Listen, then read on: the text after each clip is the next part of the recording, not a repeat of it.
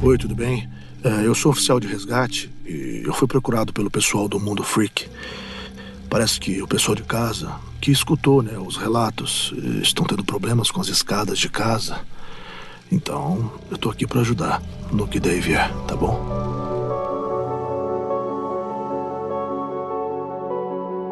Era muito legal você estar com a gente aqui hoje, Nanete, porque a gente queria ter gravado com você no nosso diário de produção passado, só que, enfim, as coisas que inclusive a gente vai comentar aqui nesse episódio de diário de produção, o como é uma loucura essa vida de vocês que trabalham com voz, porque é uma demanda muito grande, né? Assim, quando chega um trabalho desse, tipo assim, a gente bate na tua porta e chega, ô Nanete, tô com uma loucura aqui pra fazer, você topa? Como é que funciona isso? Tipo, como é que eu encaixe nessa... Como vocês trabalham na semana? Olha, é óbvio que vou falar por mim, mas de uma certa forma reflete aos colegas, né? O ator de voz, né, eu nem vou me referir como dublador, porque o que nós fizemos pra vocês não foi dublagem, né? Foi voz original, né? A gente fez uma voz original porque não havia um áudio original pra gente fazer em cima dele, né? A gente fez um áudio original pra vocês. E é o trabalho do ator de voz hoje, a gente tem várias possibilidades, né? Então, desde a dublagem, que é um mercado muito grande e cada dia mais cresce por conta das vertentes que existem para ser dubladas, né? Você tem, antigamente, você tinha só alguns filmes para cinema e poucos eram dublados, né? Não eram todos. Você tinha a TV aberta, né? Então você dublava pros filmes que passavam na sessão da tarde na Globo, ou então no Cinema em Casa, no SBT, enfim, e outros canais também. E uma coisa ou outra, home video, né? Que era que você alugava os filmes. Mas hoje, cara, tudo é dublado, né? Você tem vários canais em TV aberta. Tudo é dublado. Todos os filmes pra cinema são dublados. Você tem vários streaming e cada dia chegando mais serviços de streaming. E eu, por exemplo, sou muito focado na parte de games. Os games hoje são localizados, que a gente chama de localização de games, que também a grande maioria assim, hoje quase todos são, né?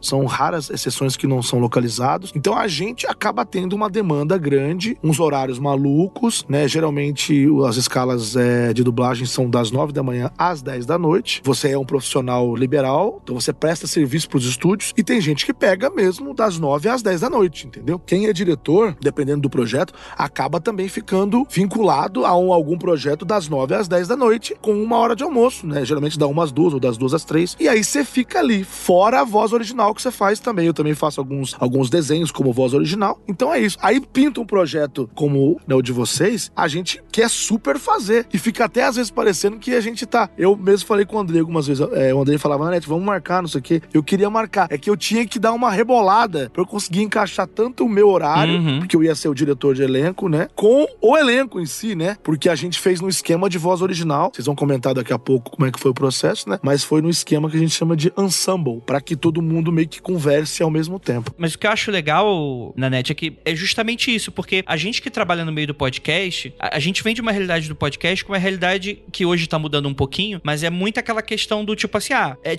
vamos montar uma banda? Tipo, eu tenho esse amigo aqui que eu conheci na Crisma. Ele fala bem, esse aqui fala bem, aquele ali é engraçado. Aquele ali é engraçado e tal. E, tipo, vamos voltar, que eu acho que isso aqui vai dar certo e tal. Então, tipo assim, é uma realidade muito que é feito tipo, tudo bem, tendo um estúdio e tal, você tem que fazer os corres, né? Tem as gambiarras e tal, mas é muito mais profissional, né? Os equipamentos são muito melhores e tal. E aí, pra gente, o ritmo é completamente outro. É claro que, obviamente, a gente vai respeitar horários. A gente sempre pega, às vezes, um convidado que também tem horários super apertados, mas é muito legal a gente ter um pouco desse impacto, porque pra gente o ritmo é completamente outro, do tipo, cara, e dá pra perceber que vocês estão acostumados com esse ritmo que é praticamente industrial. E isso pra gente foi muito interessante, porque o Keller, por exemplo, ele é ator, só que é tipo ator de teatro, tipo, provavelmente tem toda uma preparação, uma leitura de roteiro em conjunta, tipo, é mais comum você ter todas essas preparações, aí você tem que sentar e o ator tem que estar pronto pra gravar. E não tem, tipo, teu personagem é esse, senta aí e grava, e vambora, vamos achar, mas vai ser no meio do caminho e vambora, né? É bem isso pelo que eu entendi, né? É bem isso. É muito legal quando você é ator de teatro, porque nós somos atores também de teatro, né? O ator em dublagem é uma especialização, mas não quer dizer que ele não seja, ele pode fazer, né? E é muito legal quando faz teatro, o Marcos pode falar isso até melhor que eu, porque ele vive isso diariamente. Eu faz algum tempo que eu não subo no palco, mas eu tenho um maior amor e carinho. É que você tem o laboratório, né, do personagem, você tem a construção dele, você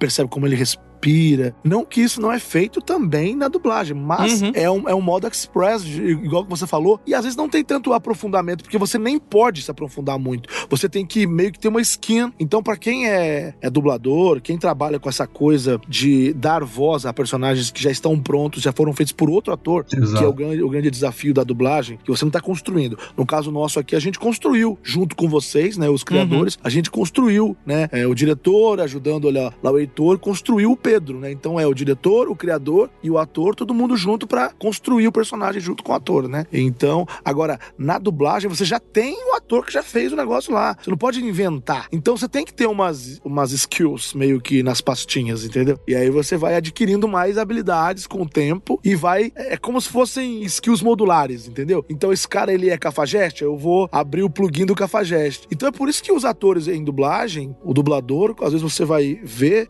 ele acaba tendo uma assinatura. Você entende? O cara, ele tem uma assinatura dele. Mas o maior elogio pra um dublador, que o povo não entende muito, é quando ele não é reconhecido. Mas foi você que fez? Cara, não percebi. Isso é ótimo, porque você consegue se transportar. Eu consigo me descolar do Nanete. E eu consigo virar o fulano lá. Eu consigo virar aquela outra figura, entende? Então, pra gente é muito bacana isso. Mas a gente tem que se adaptar a essa coisa louca de... Todo mundo acha que a gente recebe o texto antes, ou lê em casa, esse tipo de coisa. Não, a gente chega no estúdio, cara. Tem hora que você não tem nem a cena, né?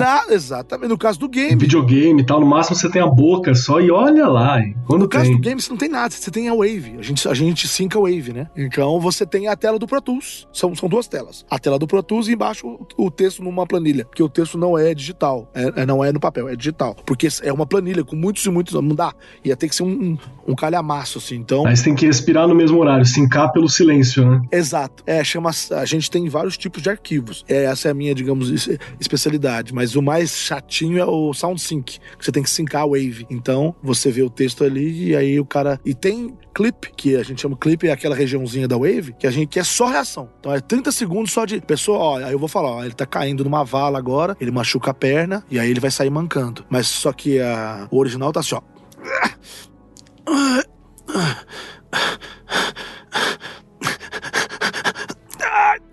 Aí ele tem que fazer exatamente igual. Nossa. Tudo. Aí eu falo assim, ó, agora não é soltando. É respirando. Então você inspira, depois você expira. Então inspira rápido, faz assim, aí a pessoa vai, só essa parte, entendeu?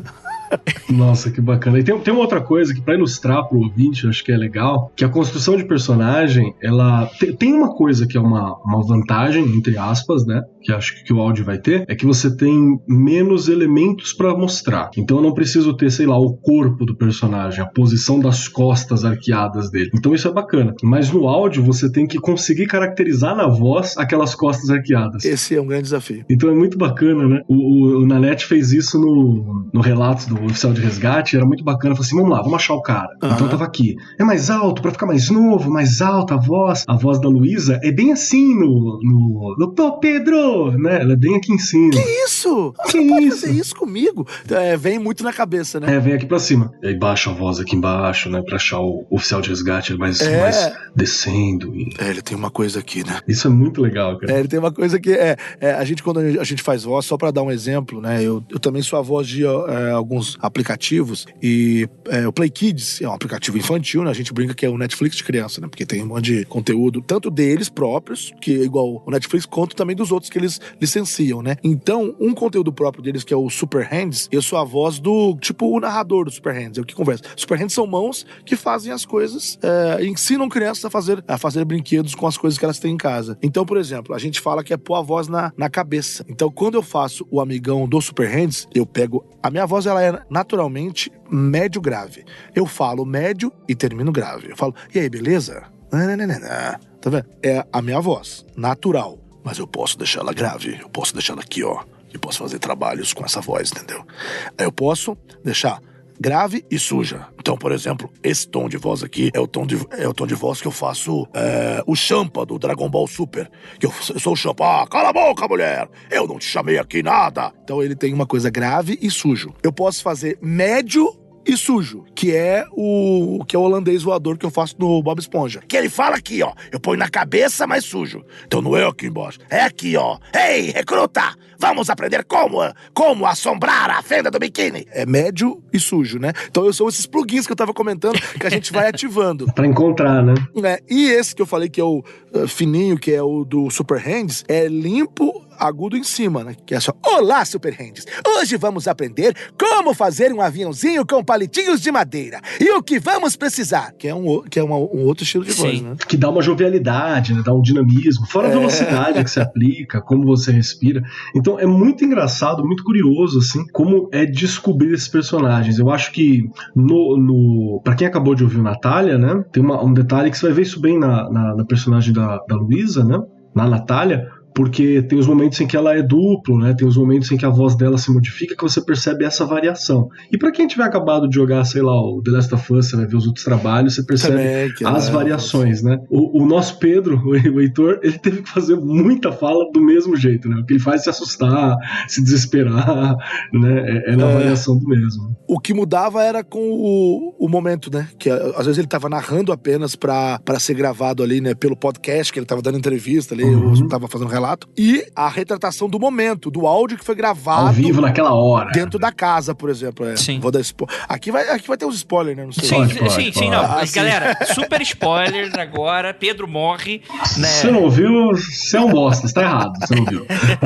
Mó trabalho aqui. Pare agora, ouça e volte nesse ponto. Puta de um trampo pra fazer e você não ouviu? Ó o vacilão aí. Mas é isso muito bom. Inclusive, por exemplo, quando a gente foi... Eu já vou falar mais ou menos como é que foi essa construção desse roteiro e tal, mas isso é muito legal, né, de que você tá falando, porque eu, que tive o trabalho de refazer o roteiro, né, o Keller e a Ira me ajudaram, né, a gente fez meio que as três mãos, assim, mas meio que fui eu que transcrevi e fiz a primeira adaptação, a primeira mão dela, né? E a formatação final, né? A gente passou no meio ali, né? Exato, né? E é muito engraçado porque eu ficava tentando pelo roteiro e sabendo como será a edição, porque eu também vou editar, quais vão ser as soluções pra deixar entender, sem o recurso visual, como é que eu faço pra entender que esse personagem tá em dois tempos diferentes. Em nenhum momento eu acho que seria legal no roteiro eu falar, não, agora eu estou falando com a pessoa X, que eu não vou revelar quem é que eu tô conversando dando entrevista. Não, agora eu estava lá no carro, tipo, no roteiro vai ficar isso muito pobre, né? Aí eu ficava pensando, putz, cara, vou fazer isso na edição, Aí foi aí que eu tive a ideia dos áudios de WhatsApp, de que o cara tá com um gravador, vou fazer, mas a atuação da galera foi tão legal, foi tão boa, que em diversos momentos eu comecei a fazer na edição realmente essa mudança, mas em dado momento eu senti que eu não precisava mais. Então, quando é alguma coisa que é pra deixar bem clara que é o WhatsApp, aí beleza, eu deixei no WhatsApp e tal. Em alguns momentos, por exemplo, quando o Pedro tá lá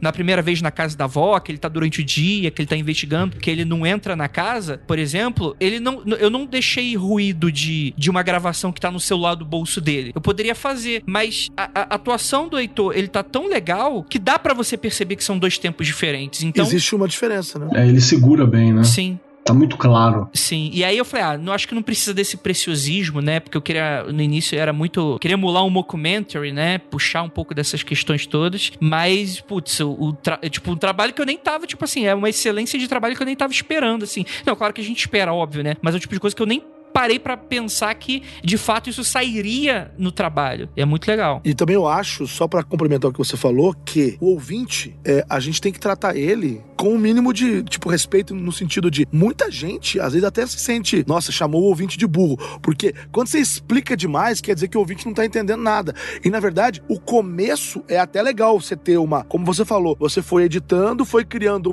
como se fosse um gabarito, para que ele entendesse que esses momentos, logo depois ele já entendeu. Você não precisa ficar toda hora relembrando isso, porque você já criou uma linha. Então eu acho que se a pessoa, óbvio, vai ter gente que não vai entender também, não tem como a gente querer acertar sempre, né? Mas acho que é tratar, né, o ouvinte com respeito, acho, pelo menos. Sim, sim.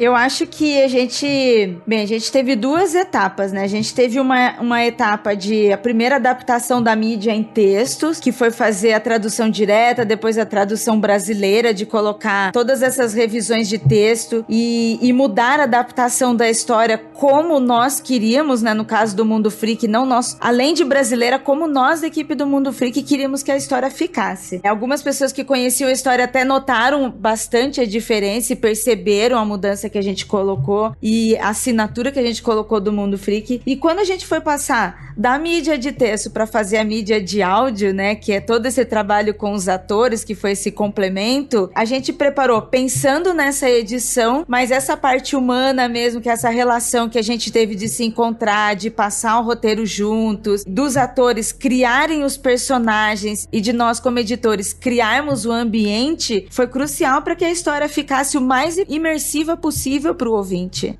Não, que esse é um cuidado que a gente percebeu logo no começo, né?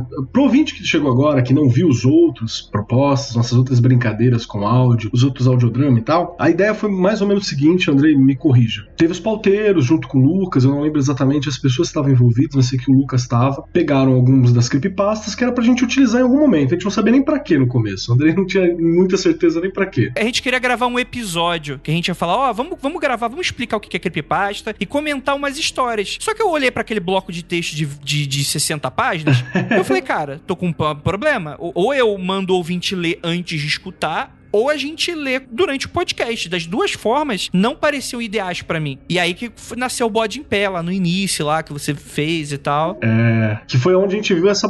Ali a gente teve duas dificuldades, assim, primeiro, no Bode em Pé. Primeiro foi não pensar num texto pra áudio, então foi bem pesado de fazer a gravação, né? O Nanete passou um pedaço por isso também depois. E a localização, a dificuldade da localização. Porque o nome do personagem... Primeiro que as comidas, né? Aí tava lá, vamos fazer no Bode em Pé, vamos fazer um churrasco. Eu trouxe aqui salsicha e hambúrguer pra fazer um churrasco. Gente, quem faz churrasco no Brasil com salsicha e hambúrguer? Você é doente. Que deprê. Não vai rolar, né? Aí tem que arrancar isso. E virou, não, pegou um pedaço de carne fresca. O próprio Bode em Pé, né? Que ele era o bode, humano, homem bode de Anansi. Tipo, nada a ver. E o trabalho, principalmente o trabalho do Nanete, né? Desde do Relatos e neste caso como direção. Uma coisa que nós, como podcasters e como escritores, porque todos nós aqui somos escritores, nós somos do texto. Exato. E do áudio. O Keller ainda é ator, mas eu e o Andrei, nós não somos zero atores. Então, é outra lógica, né? Interpretação, de se colocar dentro do personagem, é algo que eu e o Andrei, a gente tem muita dificuldade, porque a gente pensa técnico, a gente pensa os textos, a forma de falar técnico, e até mesmo as nossas revisões. No Relatos, a nossa revisão gramatical português foi parecia um concurso de português, gente. A gente tava tão sério que o Nanete virou e falou, gente... Não é isso, A né? gente nem fala mais isso aqui, as palavras que vocês estão usando. E reduzir os blocos de texto, né? A gente tinha uns blocões grandes, assim. A gente reduziu porque sentimos necessidade do Bode em Pé pra reduzir os blocos. Mas mesmo assim não tínhamos reduzido o suficiente. No Natália já tava os bloquinhos bonitinhos, né? Os parágrafos cortadinhos. Já tava. Então, e era essa forma de falar, porque, né, principalmente o Andrei que escreve sobre fantasia e tem os textos todos rebuscados, né, pra ficar impressionante. E aí várias palavras. No buraco do chão havia um hobbit, né? Sombrio, obscuro, carcomido. Aí o Nanete virou e falou assim, a gente vamos fazer um trabalho aqui de interpretação. E aí neste segundo da Natália, ainda assim, claro, não somos atores, então não aprendemos, mas ainda assim a gente conseguiu entender melhor a interpretação de todo mundo. Sim. E nesses pequenos detalhes que a nossa fala nessa conversação. O próprio WhatsApp que o Andrei fez agora, se fosse no Relatos, também, né, seria uma epístola, né? Agora a gente entendeu também de ter a tradução, ter a versão brasileira e ter a versão da mídia, da fala pra mídia. O jeito, na verdade, natural de se falar, eu sou um exemplo clássico, porque eu sou formado em Direito. Eu nunca exerci na vida. Data venha. Mas eu sou... Data venha. Então, eu escrevendo e-mail, eu sou um extremamente prolixo, eu escrevo de um jeito... Um lord inglês. As pessoas acham que não sou eu. Não, a pessoa fala, o que é isso? Você tá louco? O que é isso?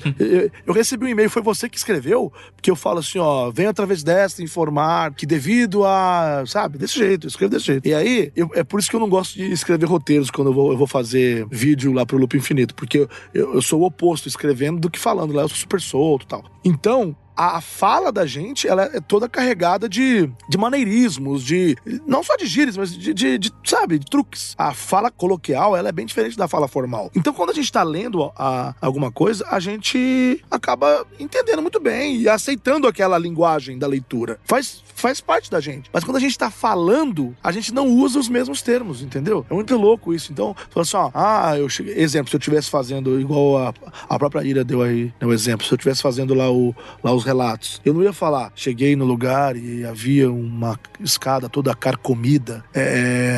Apesar de ser um termo muito legal pra se ler e impressionante, mas eu ia falar talvez corroída.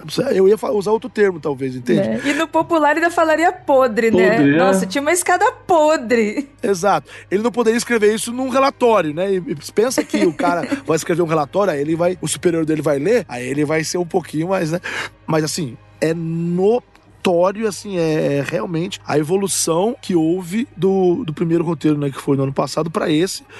Isso que é legal, eu acho que, aliás, deve-se conferir os parabéns a toda a equipe aí do Mundo Freak, de vocês abraçarem esse desafio, porque é um desafio desde então, né, desde o ano passado, contratar atores de voz e tal, além do desafio de ser uma área nova, né, de trabalhar com pessoas que são atores de voz e tal, também é um desafio de risco também, porque existe dinheiro envolvido. Então é muito legal. Eu tava até comentando com o pessoal lá da Rede Geek que eles também estão fazendo algumas coisas usando atores também, vieram também me consultar na época. Já tinham feito lá o Apagão, né, que o Andrei também participou, e agora eles têm aquele Eu Não Acredito, que tem atores que fazem as leituras entre blocos, né, que apresentam os blocos, e depois tem o bate-papo deles com o especialista, com o convidado, no caso. Mas é tudo feito com atores de voz também. Então é muito legal ver isso acontecendo aqui no Brasil. Eu sei que isso já acontece nos Estados Unidos, porque a mídia de podcast lá já é uma mídia que já tá bem mais, digamos, evoluída no sentido de... estabelecida, né? Eles já estão alguns passos à frente, mas é muito legal ver isso acontecendo, e vocês são protagonistas disso, sabe? Eu acho isso muito, muito bacana. E tenho certeza que vai estimular, e já está estimulando, outros podcasts, porque eu já tenho recebido colegas, sem querer, cara, eu virei meio que um elo desse negócio aí, porque aí os caras vêm falar comigo, Nanete, como é que é agora? Um podcast me chamou pra eu fazer e você é o cara que sabe disso? Eu não sei disso.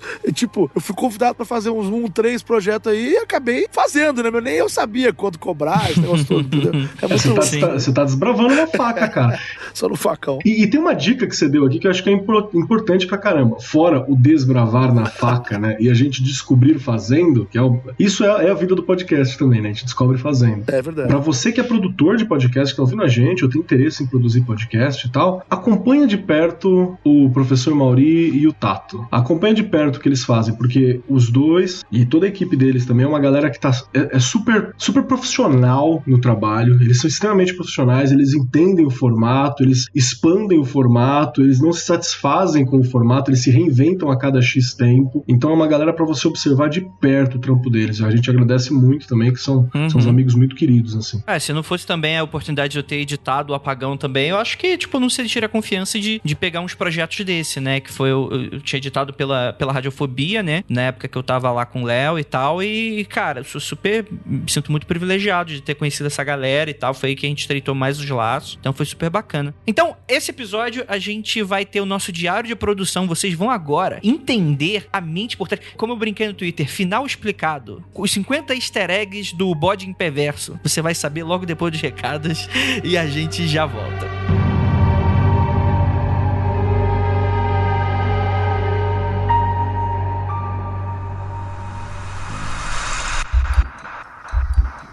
Não há nada de errado com seu áudio. Adentramos agora através dos seus sentidos.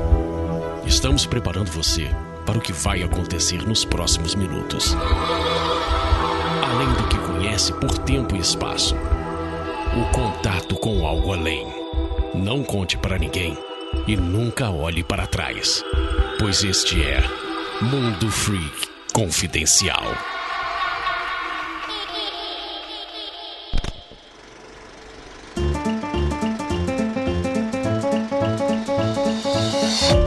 Chegamos aqui, meus queridos senhores, já falando agora. O nosso ritual capirotesco foi completo. A gente é exclusivo do Spotify, você não vai encontrar mais a gente em feed nenhum. E é isso, gente. A gente tá lá, você baixa agora o aplicativo do Spotify para o seu celular, você baixa agora, se você tiver no computador, gosta de escutar no computador, não tem problema. Eles têm também o programinha do Spotify para você baixar e instalar aí no seu computer. E você pode baixar os episódios, você pode acelerar o episódio, você pode fazer tudo que um agregador comum faz, assinar o nosso podcast, Mundo Freak Confidencial. E é isso, né, gente? Estamos aqui e é claro que você também pode escutar também a gente pelo nosso site. Caso você queira também, tem um playerzinho ali do Spotify que você pode estar escutando. E é isso.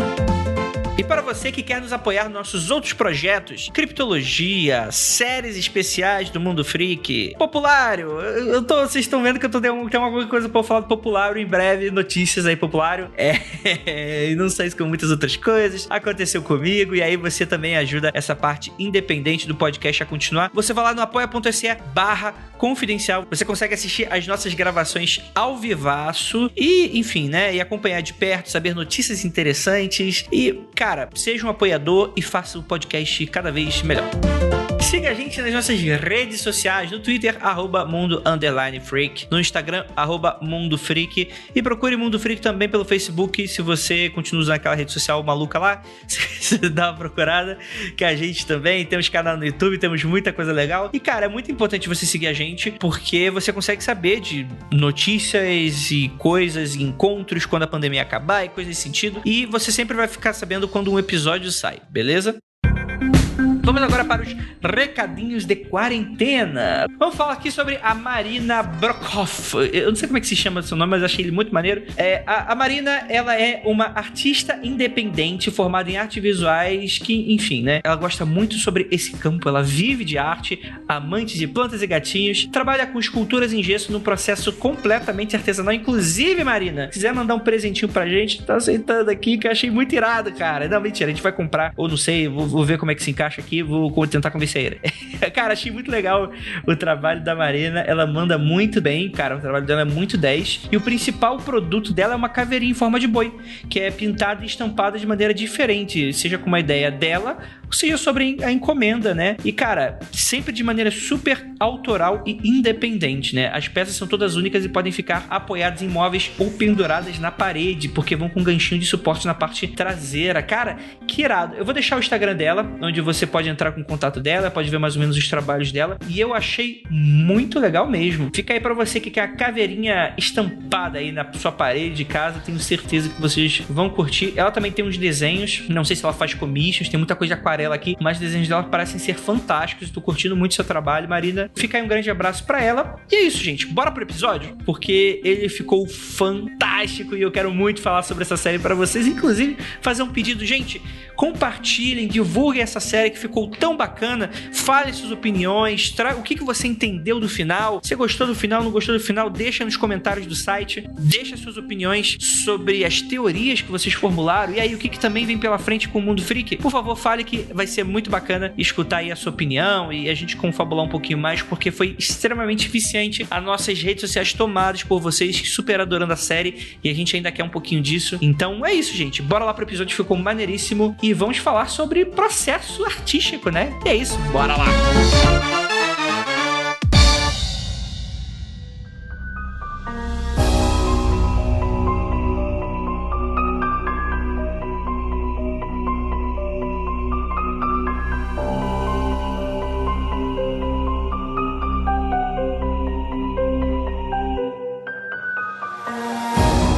Belas noites, queridos ouvintes! Está começando um Mundo Freak muito especial. Eu sou Andrei Fernandes e estou aqui com um timaço, nosso co-diretor de elenco, Marcos Keller. Eu sou o Keller.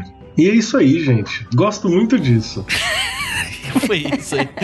Que freak! Creepy!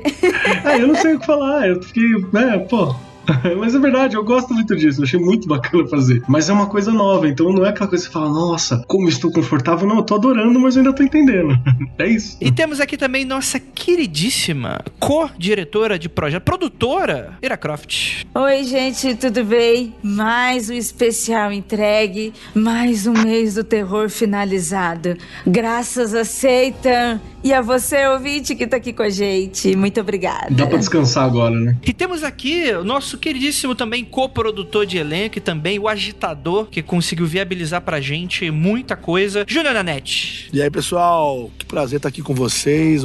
Obrigado pelo convite. E tô aí, completando 2 anos com vocês aí. Mais um mês do terror aí. Participei do ano passado. E esse ano que foi um terror, estou aqui. E não vai se livrar da gente tão fácil, então. Eu deixo aqui o recado.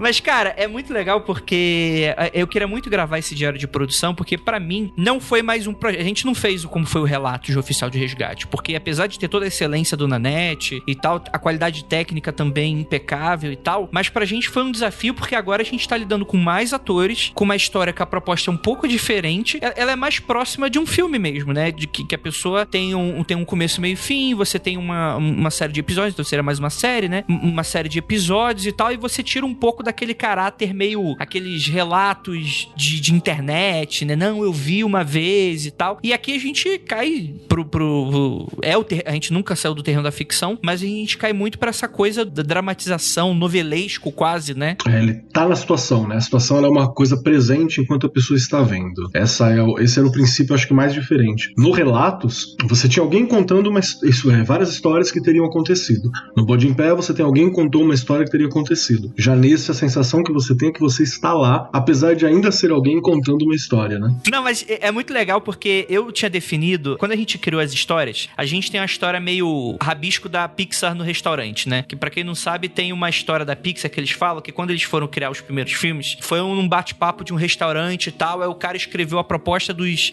10 primeiros filmes no guardanapo. Então tá lá o Toy Story, Vida de Inseto e tal. A gente tem essa pauta maluca de creepypasta de não sei quantas 70 páginas aqui, e a gente finalizou essa parada. Então a partir de agora, tudo que a gente vai fazer vai ter a qualidade questionável, acabou a magia. Tudo que vocês vão descobrir aí é que tudo é uma mentira, tudo é uma farsa. A Disney já tá ligando pra gente, pra comprar a gente, e a gente aceitou, gente. Sinto muito, mas é isso aí.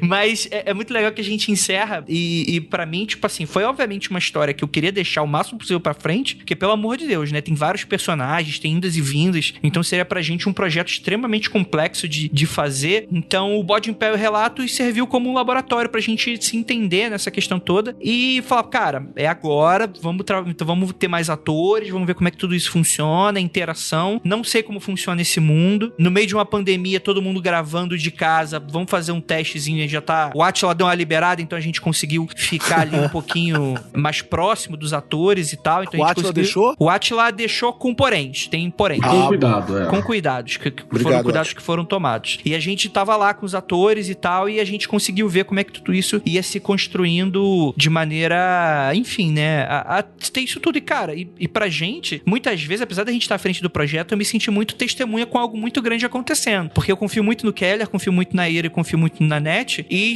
tinha momentos que eu deixava o projeto na mão deles com a certeza de que eles me entregariam uma coisa muito legal e cara, de maneira excelente. Então, eu via coisas que eu não seria capaz de fazer, por exemplo. Eu tenho uma pergunta, assim, que tá na via do questionamento que você tá fazendo, né? Toda essa análise, tipo, nossa, que difícil e tal. A gente tá escalonando, né? Começou lá com o Bode em Pé, a gente fazendo e tal. Aí, não, vamos contratar uma galera. Aí o Nanete entrou, teve um outro projeto, um dublador, um estúdio, um cara profissional fazendo. Aí agora já aumentou. Aonde vai parar isso, Andrei? Socorro.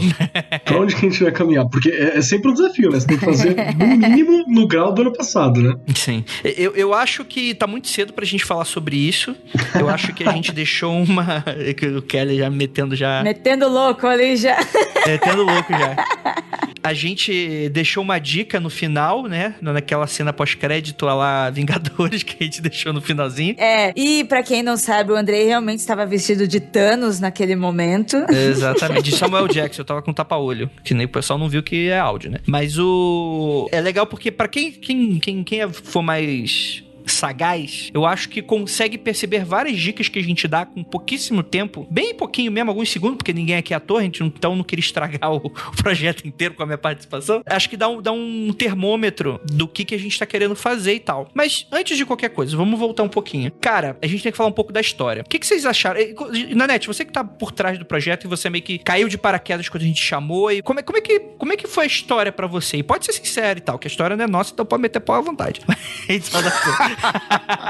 Mas o que você sentiu, assim? Como é que foi a história pra você? Então, gente, é assim, eu acho a história, ela se desenrola de um jeito legal. Algumas coisas, porque, como eu disse, eu não sou roteirista, então eu não sou o tipo do cara que posso até fazer uma análise técnica, assim, do roteiro e tudo mais. Mas, pensando enquanto ator e pensando também enquanto ouvinte, que escuto muitos podcasts, algumas partes eu não colocaria na ordem que estão. Entende? Porque às vezes eu achava que ele tava... Exemplo, eu vou dar um exemplo, não sei se é no terceiro ou no quarto episódio, que vem um áudio do Pedro falando com a Natália sobre quando ele vai contar da ex-namorada dele. Entendeu isso? Então, acho que já tá muito avançada a história pra aquilo chegar naquele momento. Na minha opinião, aquilo já tinha que ser um negócio... Eu sei que se você pegar a linha do tempo, aquilo aconteceu lá atrás. Ele contou pra ela, na verdade, lá atrás. Só que, pra quem tá ouvindo, na minha opinião, confunde um pouco, porque parece que ele tá contando só agora, assim, entende? Parece que ele só tá contando agora da ex-namorada dele. E não, eu entendo que aquilo é uma coisa... Mas era legal você ir somando esses fatores já no começo, pra que a pessoa que tá ouvindo já vá carregada de... Nossa, mas também, hein? Que zica, hein? Esse povo aí é zicado mesmo. A namorada morreu. A outra, sabe? Pra já ir carregando aquele monte de coisas, assim. Então, a pessoa, eu acho sensacional algumas coisas irem sendo adicionadas com o tempo, com o passar dos episódios. Mas esse tipo de informação antiga, eu acho que era mais legal, e aí é óbvio que vocês não têm culpa nenhuma disso, era mais legal isso ter sido passado um pouco antes. Mas, por exemplo, a história dos olhos é sensacional o tempo que ele é inserido. Aquilo ali é um negócio que a pessoa, nossa, que é isso? Que loucura. Isso aí, tenho certeza que todo mundo que ouviu o final do... Eu acho que foi do 3 ou do 4, não sei, que quando fala na história dos olhos, nossa senhora, a pessoa já quer quebrar o negócio. Cadê o outro episódio? Fica louco, né? Exato, né? Cria uma expectativa enorme.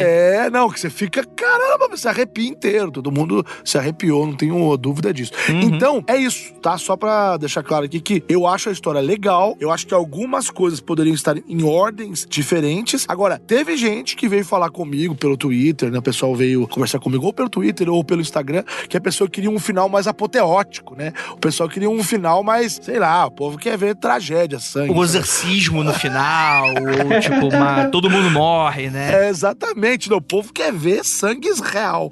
Então, assim, eu não me incomodo, eu não sou o tipo da pessoa que sai de um filme achando o filme ruim porque o final não foi como eu gostaria. Porque, porra, o povo tem essa mania de que o fim tem que ser igual ele queria que fosse, entendeu? Não, o fim não tem que ser igual você queria que fosse. O fim é o fim. Você pode não ter gostado do final, mas isso não invalida o filme todo. Então eu acho que a minha opinião é essa, entendeu? Sim, e é muito bom porque o que você tá falando, que a gente tá puxando logo pro final, que eu acho que talvez tenha sido a parte mais polêmica da história. Porque, cara, no Twitter, eu até dei uma prevista, falei, cara, tipo, trabalhar com terror, ele é um pouco complexo, porque as pessoas não sabem o que esperar de um terror. Quando você vai trabalhar qualquer outro tipo de história, uma aventura, um romance, você já espera que o casal fique junto, você já espera que o Indiana Jones consiga o artefato e mate o vilão. E até quando isso foge do papel, geralmente se tornam, claro que se não for um projeto desastroso, mas geralmente se tornam até aqueles filmes que ficam meio cult, né? Do tipo, cara, olha que doido, desconstrói o gênero, né? Mas são coisas muito raras e que a pessoa precisa ter muita habilidade pra saber fazer. Mas no geral, quando a gente tá lidando com terror, é aí que o bicho pega, porque o que esperar disso, né?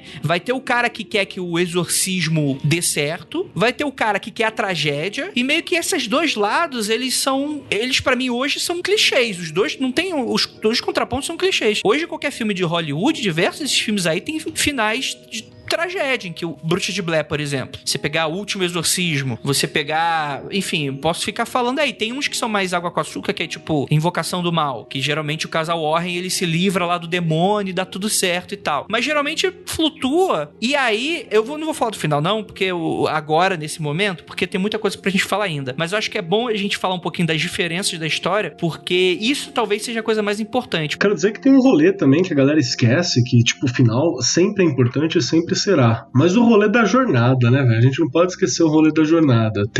A não ser que o final seja extremamente catastrófico por outros motivos, né? Sei lá, Game of Thrones, tá ligado? Mas mesmo assim, você tem uma jornada muito bacana. E dependendo do quanto você espera daquilo, quanto você espera daquele projeto, quanto você espera daquela história, não interessa o final que vai ser colocado, você nunca vai ser satisfeito. É bem isso que o Nanete puxou também. Vou dar mais um exemplo de um Lost da vida. O Lost deixou tanta ponta solta, apresentou tanta coisa. Teve teve um final bacana, o final não é ruim. Ele só não é aquilo que a galera queria, ele só não é aquilo, não conseguiu bater com a ansiedade da maioria. E a gente esquece o seguinte, a jornada ela também é importante pra caramba, cara. E eu acho que é nisso que a gente tem que aprender a dar uma olhada também, com mais atenção. É igual a alguns atores, quando a gente dirige, em dublagem mesmo. Você vê pronto, é ótimo, mas você não sabe o processo que é fazer. Então eu costumo falar que depende, tudo tá ligado. Não é só o resultado final, o processo também faz parte. Assim como é um filme, assim como é um audiodrama, assim como é qualquer tipo de obra, quando ela envolve um processo de gravação e tal, o processo também faz parte da obra. Não é só o final. Sim. Além disso, a gente tá falando de creepypastas, né? E uma das características da creepypasta propriedade é ela não ter fim, porque são histórias abertas na internet onde são compartilhadas, onde outras pessoas podem entrar e mudar a sua história, mudar o rumo, mudar o final ou deixar sem final, que foi o que a gente fez. A gente adaptou uma creepypasta pra mídia podcast, mas a gente adaptou essa história também. Aquele final é o nosso adaptado. Sim. E vamos lembrar que creepypasta também, nenhuma delas é escrita, sei lá, pelo Herman Hesse, pelo China Mieville, né? Não é o Machado de Assis que escreveu, é uma galera que escreveu que, né, não é a prioridade, é o texto, a qualidade do texto, né? E estamos falando de pessoas que escrevem através de compartilhamento de histórias e coletividade. Isto quer dizer que a pessoa ela já começa a escrever sendo influenciada por outras pessoas, porque ela está no ambiente para isso, né? São fóruns de histórias de terror, assim, onde pessoas influenciam pessoas a deixar as suas histórias e a mudar a sua história. E você deixa aberto para que outra pessoa venha e continue. Então, às vezes, também o final que está naquela história pode ser que também não seja o final definitivo. Porque se uma creepypasta está aberta para que outra pessoa continue escrevendo, ela também pode não ser este final que a gente deixou. Uma outra pessoa pode continuar. É só mais uma interpretação da história e tal. E o Keller puxou isso, então vamos puxar um pouquinho dessa história aí.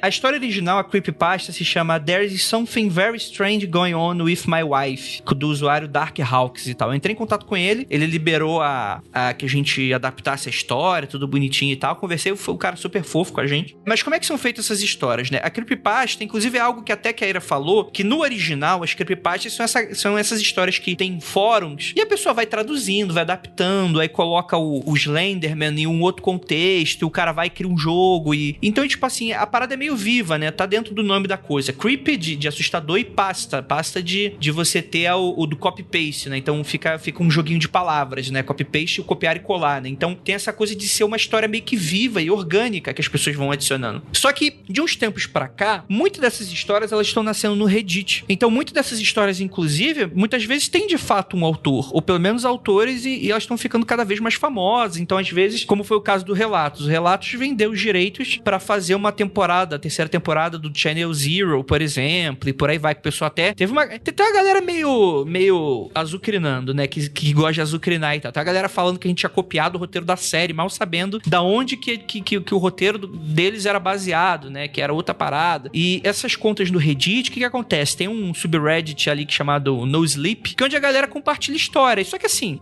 as pessoas sabem que aquilo é ficção, né? Deve ter alguma coisa que é real e tal, que a pessoa jura que é real, mas o legal é que a pessoa escreve como se fosse real. Então, essa história aqui do Natália, que a gente apelidou de Natália, que o nome original é Natalie, o nome dela, né? Acho que não fica legal a gente colocasse isso no manter-se original, é uma das adaptações. A pessoa vai escrevendo como se fosse um post dela relatando algo estranho que aconteceu com ela. Então, o primeiro post é: então, galera, aconteceu uma parada estranha aqui com a minha esposa, aconteceu o seguinte, bababá. Aí acabou, tipo, parte 1, acabou. E se a galera gosta, o cara tem um gás de escrever as continuações, de escrever o desenrolar. Então, isso que é o legal e que gera também um problema que é algo da mídia, vamos colocar assim, mídia creepypasta, né? O formato creepypasta, que é o seguinte: a maioria dessas histórias, a galera não sabe como é que vai ser o final, porque ela nem sabe se aquilo ali vai se desenvolver, não sabe se a galera vai gostar, a pessoa não sabe como é que... Então, tem umas características que são muito únicas e na nossa adaptação, a gente escolheu manter algumas coisas e não manter outras, pra melhorar algumas coisas, mas de certa forma não acabar com o DNA da história. Porque se a gente quiser fazer outra coisa, a gente cria, não precisa adaptar o cara, né? Então a gente preferiu manter o DNA de várias coisas que tem na história, mudou outras, que a gente achou que na mídia podcast o andamento seria um pouco melhor, né? E a ideia é mais ou menos essa. Por exemplo, tem uma coisa aqui que o Darkhawks, ele tem muita coisa de escrita de fluxo de pensamento, que é algo que existe na escrita, na literatura e tal, mas pra tu fazer essa parada, mano, tu tem que ser o Saramago, saca? Tu tem que ter um domínio de palavra. O que é o fluxo de pensamento? É literalmente você escrever o que tá passando na tua cabeça. Então você não tem uma grande preparação de edição, tipo, é um roteiro que vem fluindo da tua cabeça e você não reconstrói ele depois, né? Show de bola. O terror de um editor, assim, é esse tipo de construção. Tem uma galera que faz umas coisas fantásticas nisso, mas aí são grandes escritores, né? Você pega, por exemplo, On the Road, do Jack Kerouac, é totalmente assim, né? O Pé na Estrada, acho que ficou no Brasil. Então é mais ou menos essa estrutura. E eu só queria apresentar pra galera que não manja da creepypasta, tem duas que ficaram bem famosas. Uma eu tentei procurar aqui, eu não lembrei o nome, mas a outra é aquela do Dave Fantasma, acho que é o Adam Ellis, que Sim, do Twitter. Nossa, é uma boa mesmo, boa referência. Ele jura que aconteceu, né? E isso é muito legal, cara, porque assim, você não tem como provar, ele tira umas fotos que não dizem muita coisa, né? Não fazem muita coisa, mas você acompanha aquilo. Então qual que é o rolê da creepypasta que eu acho muito legal? É a sensação de que você está acompanhando algo que está acontecendo. Você está no livro do Lovecraft, né? Que o Lovecraft também faz essa... O Lovecraft escrevia creepypasta, gente. Você pega os textos dele, o cara tá escrevendo enquanto o demônio tá comendo ele. Ele está comendo meu braço neste momento, né? Era essa coisa de diário. Então é muito bacana isso, porque você se sente pertencente. E eu acho que o Natália funcionou muito bem com isso, cara. O nosso Algo Estranho com a Natália funcionou muito bem. Sim. Uma das coisas da adaptação, por exemplo, que a gente fez de cara, falar, cara, essa coisa não vai funcionar por áudio se a gente manter tudo. Então a gente teve que dar uma encolhida no texto, porque justamente por ter esse caráter de... Assim, pode ser uma interpretação. Às vezes o Darkhawks, ele podia ter tudo na cabeça. Lendo o texto, a impressão não é essa, porque ele tem alguns elementos que eles vão sendo adicionados no meio do caminho, né? E a gente teve que dar uma readaptada nesse texto, porque beleza, a gente sabe pra onde a história vai. Então a gente tem o privilégio de poder fazer uma pequena mudança aqui ou ali pra fazer a história bem redondinha. Por exemplo, uma coisa básica assim, essa história lá do Pedro, o passado do Pedro. Cara, eu tive a ideia de adicionar esse momento, porque pra mim não faz muito sentido ser um bobo apaixonado. Porque qualquer pessoa na vida real, no século XXI, não existe esse romantismo sendo feito dessa forma. As pessoas passam por perrengues, elas optam e escolhem por ficar juntas, claro, você tem esse caráter, mas na história original é muito aquela coisa sonhadora, porque eu olho pros olhos verdes. E acho que fica bom falar que a gente fez uma mudança aí também. Eu olho os olhos verdes da minha namorada e aquilo me traz segurança e eu tenho certeza que tudo vai dar certo. E não sei, enquanto o capiroto tá no cangote do cara, tipo, eu não entendo isso como algo que a pessoa vai escutar e a pessoa vai, não, esse cara tá louco, tipo, isso aí com certeza é uma parada que não existe. Se eu quiser comprar uma realidade, eu precisei colocar uma... Pé no chão, né? Mesmo que a pessoa não saiba disso no começo da história, eu precisei colocar, tipo assim, uma motivação do porquê que o Pedro, ele vai continuar, porra, foi a mulher que salvou a vida dele, né? Foi a mulher que, curou ele de uma parada que destruiu a vida dele, né? Então, tipo assim, existe um senso dentro dele, isso obviamente que isso não deixa isso claro, escrito, falado, porque eu acho que a pessoa precisa sentir isso pelo que tá sendo rolando ali, né? Mas pra mim o Pedro, ele é uma pessoa que ele se sente muito grato pela presença da Natália na vida dele. Então, o que seria ele se ele, por causa de um problema como esse, mesmo um problema escalafobético, como um capiroto no cangote dele, ele vai lutar por aquela relação até o fim. E é claro que aí também a gente tem a preocupação de tomar cuidado de não transformar também num Bela e a Fera da questão toda com gêneros trocados, né? A ideia é que não seja um relacionamento abusivo da mesma forma, né? Que eu acho que o Darkhawks também não faz, em nenhum momento, acho que ele manda muito bem nesse aspecto, mas justamente para não ser aquela parada do tipo assim, ele meio que vai ser amaldiçoado numa relação, mas a questão é que, tipo assim, a mulher não é um monstro. É interessante até a gente falar nesse momento, então, como é que foi o trabalho da Aline Hack, que fez a leitura sensível, desde a primeira tradução e depois algumas alterações que nós fizemos no roteiro, justamente para isso, para que a história tivesse medo, para que a gente mostrasse o medo numa relação, mas que não influenciasse qualquer tipo de medo ou de violência de gênero, de raça e de qualquer outras coisas. A Aline também, ela entrou para fazer essa leitura, assim como outras pessoas entraram em outras etapas de produção, assim como a edição teve mais gente também trabalhando, assim como teve outras etapas. A Aline entrou para fazer isso e para nos ajudar com essa orientação. A gente traduziu, ela leu, a gente mudou, ela leu de novo, e é muito engraçado que E eu não pensei que as pessoas fossem se apegar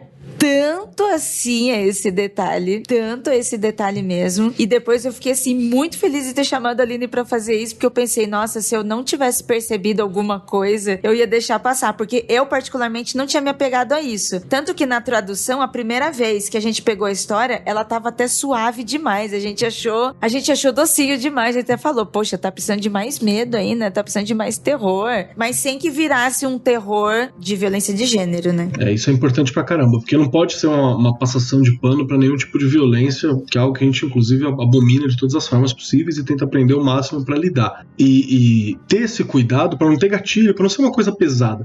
Esse é que é o louco, tem que dar o medo, é um ajuste fino. Ele tem que dar o medo. É importante pra gente que o medo tenha algo calcado na realidade, mas a gente mora no Brasil, né, irmão? O Brasil é um filme gore 24 horas por dia. Mas e também não pode ser isso, né? Não pode ser tem que ser calcado na realidade, mas não pode depender só das coisas pesadas que a realidade trabalha. Quem faz isso muito bem no cinema é o mano lá do Corra, né? Que faz... Get Out, sim. Que ele faz isso muito bem. É calcado na realidade, tem um espelho na realidade fantasticamente, mas ele deixa aquele elemento fantástico para criticar a realidade, porque ele sabe que a realidade em si ela já é dura. Então, para ter um filme, para ter algo, para trazer a reflexão, isso é importante. Óbvio que a gente não tá equiparando uma creepypasta ao Jordan Peele, não é essa a ideia. Nem fizemos com essa intenção, né? O podcast, ele não é uma discussão social. Não, nem foi. Não é. Ele é um entretenimento, uma coisa do mês do horror que a gente tá puxando.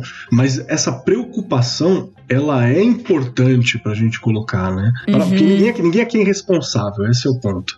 Então, é isso mesmo, assim, não é um programa, um episódio que tá discutindo, que tá debatendo relações sociais, mas essas relações existem, né? Então a gente trabalha pra que essas relações não se transformem em mais problemas ainda do que elas já são. E também como um autor, né, que trabalha com a palavra e com a escrita, fica aqui até uma sugestão, né? Porque eu sei que muitas vezes concordar, leitura sensível, não sei o que, blá blá blá, politicamente correto, etc. Blá, blá. Mas assim, como autor, o meu interesse é melhorar a minha escrita, é melhorar a arte, né? Melhorar o que eu esculpo, né? E obviamente, nem sei se essa palavra esculpo, o cara das palavras que não sabe falar. Mas é importante que as pessoas entendam que a gente coloca os nossos vícios e as nossas questões dentro da história, muitas vezes de maneira inconsciente. Então, muitas vezes, seja um leitor de um editor, por exemplo, o editor ele vai cortar isso aqui não tá funcionando. E aí tu descobre por que não tá funcionando. Porque aquilo, na verdade, tu tá emulando uma parada que você gosta e não uma parada que a história precisa. Isso é um exemplo. E é claro que essas, às vezes, microviolências ou questões que são muito chucras da nossa vivência, do nosso dia a dia, isso também muitas vezes acabam aparecendo na obra. Então, na minha opinião, como autor, se você quer trabalhar numa obra, você quer que a sua arte fique cada vez mais sofisticada, e sofisticada no sentido não do afastamento, do elitizado, o sofisticado naquela coisa de retratar o que aquela arte de fato precisa passar e tal. Porque não tem problema você falar de violência, por exemplo, em nenhum momento. Isso não é censura. Porque se você quiser falar de violência, você pode trabalhar arte pra falar sobre isso. É que esse não é o nosso objetivo ali, né? Se a gente quisesse fazer uma história de terror sobre violência, cara, pega aí O Homem Invisível, que estreou. Eu acho um filme que, tipo, tem vários gatilhos e tal. Eu acho o filme belíssimo. Tipo, é um filme que eu terminei urrando na cadeira de cinema. É um filme gostoso. Provavelmente porque pra algumas pessoas vão se incomodar bastante, porque nunca vou passar por aquelas coisas que estão passando, mas é um filme que ele trata. E tem outras coisas. Jordan Peele, Get Out. O terror era muitas vezes usado pra ansiedade social, né? Pra você lidar com o terror da sociedade e tal. Mas o que eu queria falar é que, tipo assim, eu acho que o ideal é que você tenha como avaliar a tua história também por pessoas que entendam e por profissionais da área, né? Um editor vai fazer isso muito bem pra questões da história. Pô, essa história aqui não tá funcionando. Pra gente, a gente vai lidar aqui com umas outras questões, né? Porque tem três, não tem um editor geral, mas tem o cara que vai fazer o roteiro, você vai ter o diretor, os dois vão conversar, vão ter um denominador comum e tal. Eu acho que isso é legal das histórias. Por exemplo, vou pegar um exemplo simples. Os olhos verdes de Natalie é verde desde o início da história. E isso é deixado claro. O cara fala e é enfático. Eu amo os olhos verdes da minha namorada, eles me trazem paz, eles me trazem tranquilidade. É muito complicado eu passar isso aqui pro Brasil. Porque o olho de quase ninguém é verde. E sou estranhíssimo quando uma pessoa começa a exaltar muito os olhos verdes de alguém. Só aquela coisa muito esquisita. Que fala, cara, meio esquisito isso aqui. Então, o que a gente fez? A gente fez uma brincadeira. A gente mudou o olho de Natália pra castanho e decidiu que o olho do monstro fosse verde. Não é porque quem tem olho verde é errado, não. Mas porque a gente gostaria de brincar com essas questões do tipo, qual é o olho do monstro? E tirar aquela coisa segura do personagem, né? Porque ele cita o olho dela, ele cita o olhar. Então, quando a gente quebra um lugar de segurança do personagem tão firme, o terror também tá nisso, né? Exato, né? E teve muita gente que não entendeu, né? Tipo, e aí eu acho que, enfim, né? Às vezes a pessoa precisa escutar mais de uma vez e tal, mas às vezes é simplesmente, tipo assim, ela não captou e tal, que ficou perguntando, mas o cara é namorado da mulher, sei lá, é casado com a mulher, tá 5 anos com a mulher, vivendo com a mulher, e não percebeu que o olho dela mudou de cor? É tipo assim, aí é o pulo do gato, que é o tipo de coisa que, tipo assim, eu não vou me dedicar muito a explicar o final da história e tal, mas isso eu acho que eu posso dar uma dica, né? O olho dela sempre foi daquele jeito, então será que ele sempre...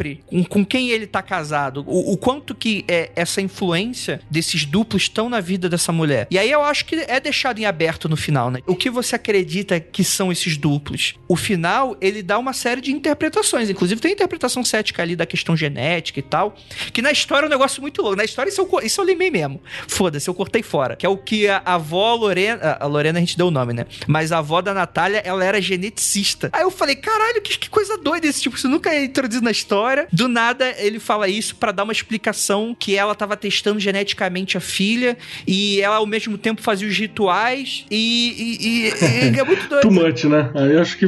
É muita coisa, né? Acho que foi longe. Exato, né? Exato.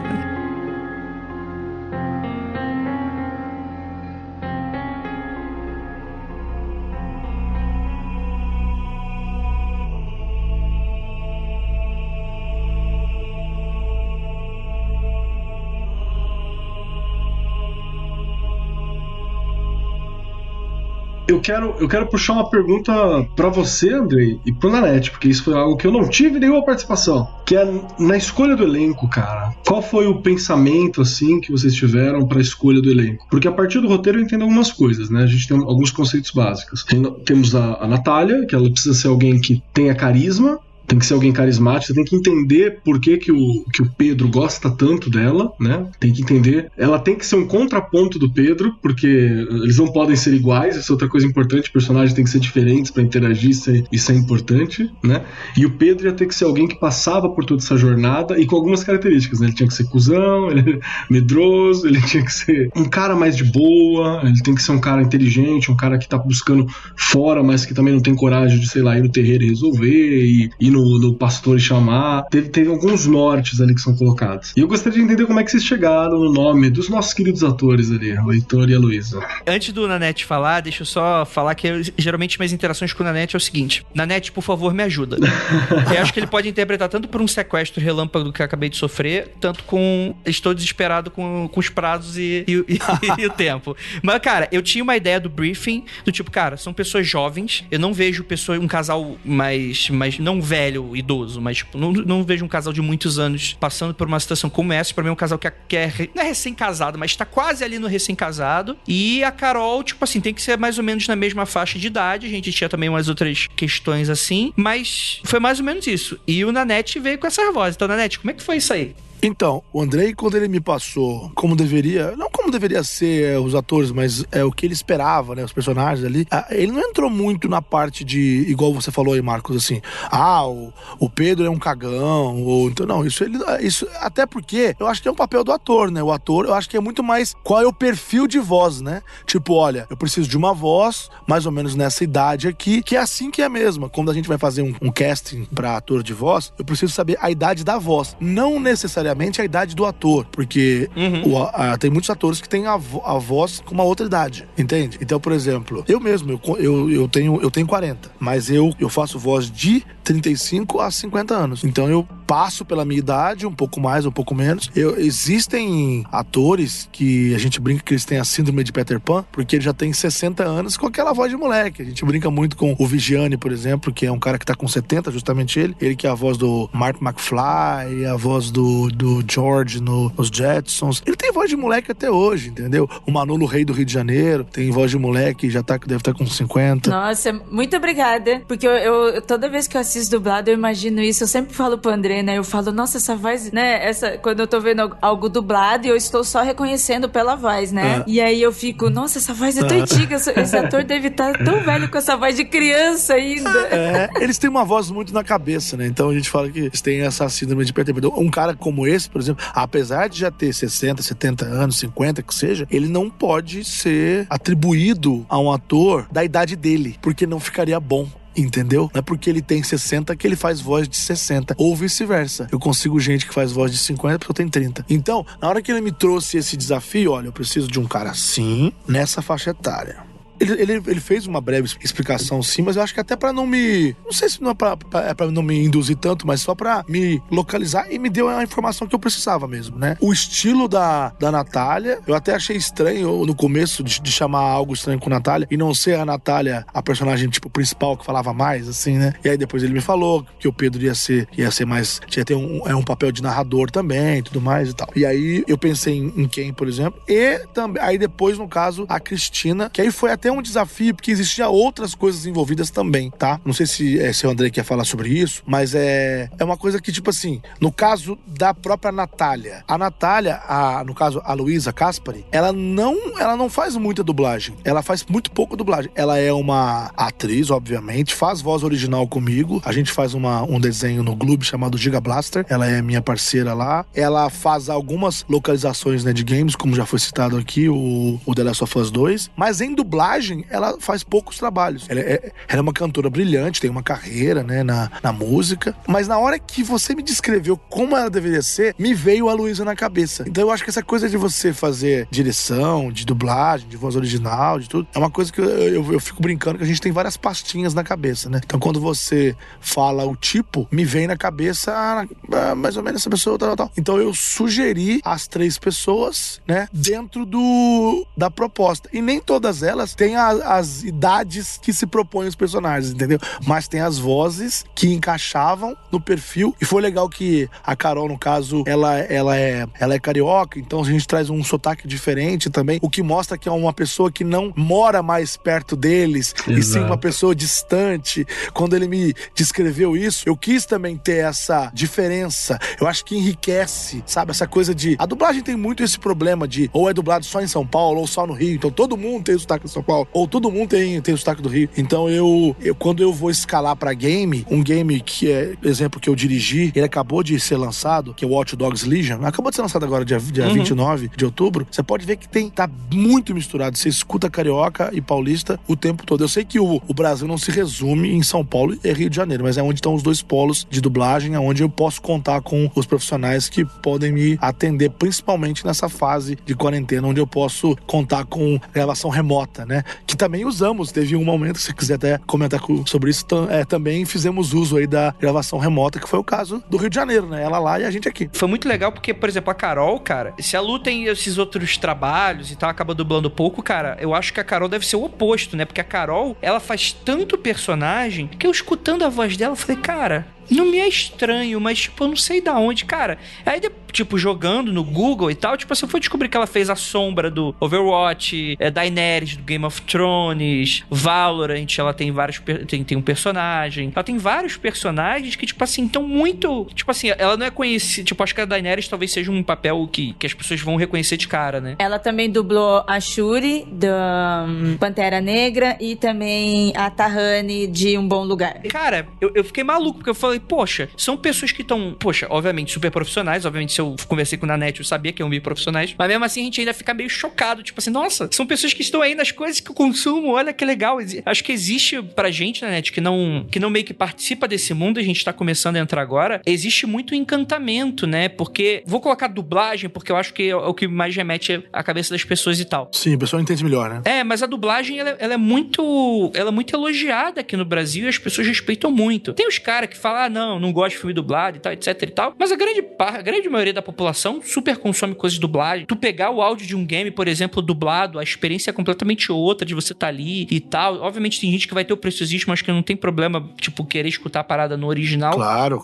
Mas, cara, são vozes que estão acompanhando a gente muitas vezes, desde que a gente, por exemplo, o Overwatch eu jogava em 2016, né? Tipo, hoje em dia os games, a dublagem tá mais recente, não tinha nada quando eu era criança. Mas eu imagino, por exemplo, uma criança que tá jogando Valorant hoje e tá escutando essas vozes e mais pra frente vai trabalhar com isso, a pessoa, obviamente, ela vai ficar muito encantada com essa questão toda e tal. E eu fico muito feliz que, de fato, essas pessoas, elas são profissionais a ponto de, tipo assim, fazer uma voz original que vai ser construído, por exemplo, a Carol, né? A Carol, ela é um pepinaço esse projeto. Tipo assim, é claro que ela tirou de letra, porque ela é super profissional, mas eu imaginava que ia ser um pepinaço. A Carol foi brilhante mesmo. Porque as duas únicas participações que ela ia fazer são da mesma personagem, aspas, mas com tons completamente diferentes. Um é o duplo fazendo ela, o outro é ela, né? É tipo pegar irmãos gêmeos e fazer a parada. Tipo, tem que ser parecido, mas não pode ser tanto. Tem que mostrar que é diferente, aí tem que ter esse estranhamento. Foi uma Paola Bracho, né? Tava perfeitamente assim.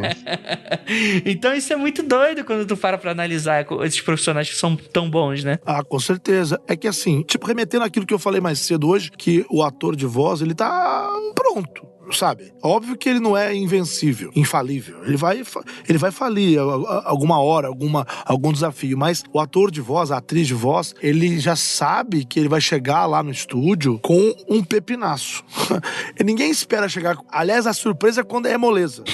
Sabe? Quando é moleza, nossa, cheguei lá, era um vozerio. Vozerio, gente, é assim, a gente faz muito vozerio. É quando... Até isso também é dublado. Você tá num restaurante, a cena se passa, tem o mocinho e a mocinha lá, o casal na mesa, discutindo a relação, só que tem o restaurante acontecendo, né? O povo ali pedindo, fazendo as coisas, aquele barulho todo. Então, aquilo é o vozerio, aquilo também é dublado. Você não pode usar. Mas por que não usa o original? Porque o original, mesmo você não entendendo o que tá sendo dito em inglês, a melodia do inglês, ela é diferente. Ela termina pra cima. Você pode ver que no inglês é tudo Hi, how are you? I'm fine. And you? Oh, it's great. É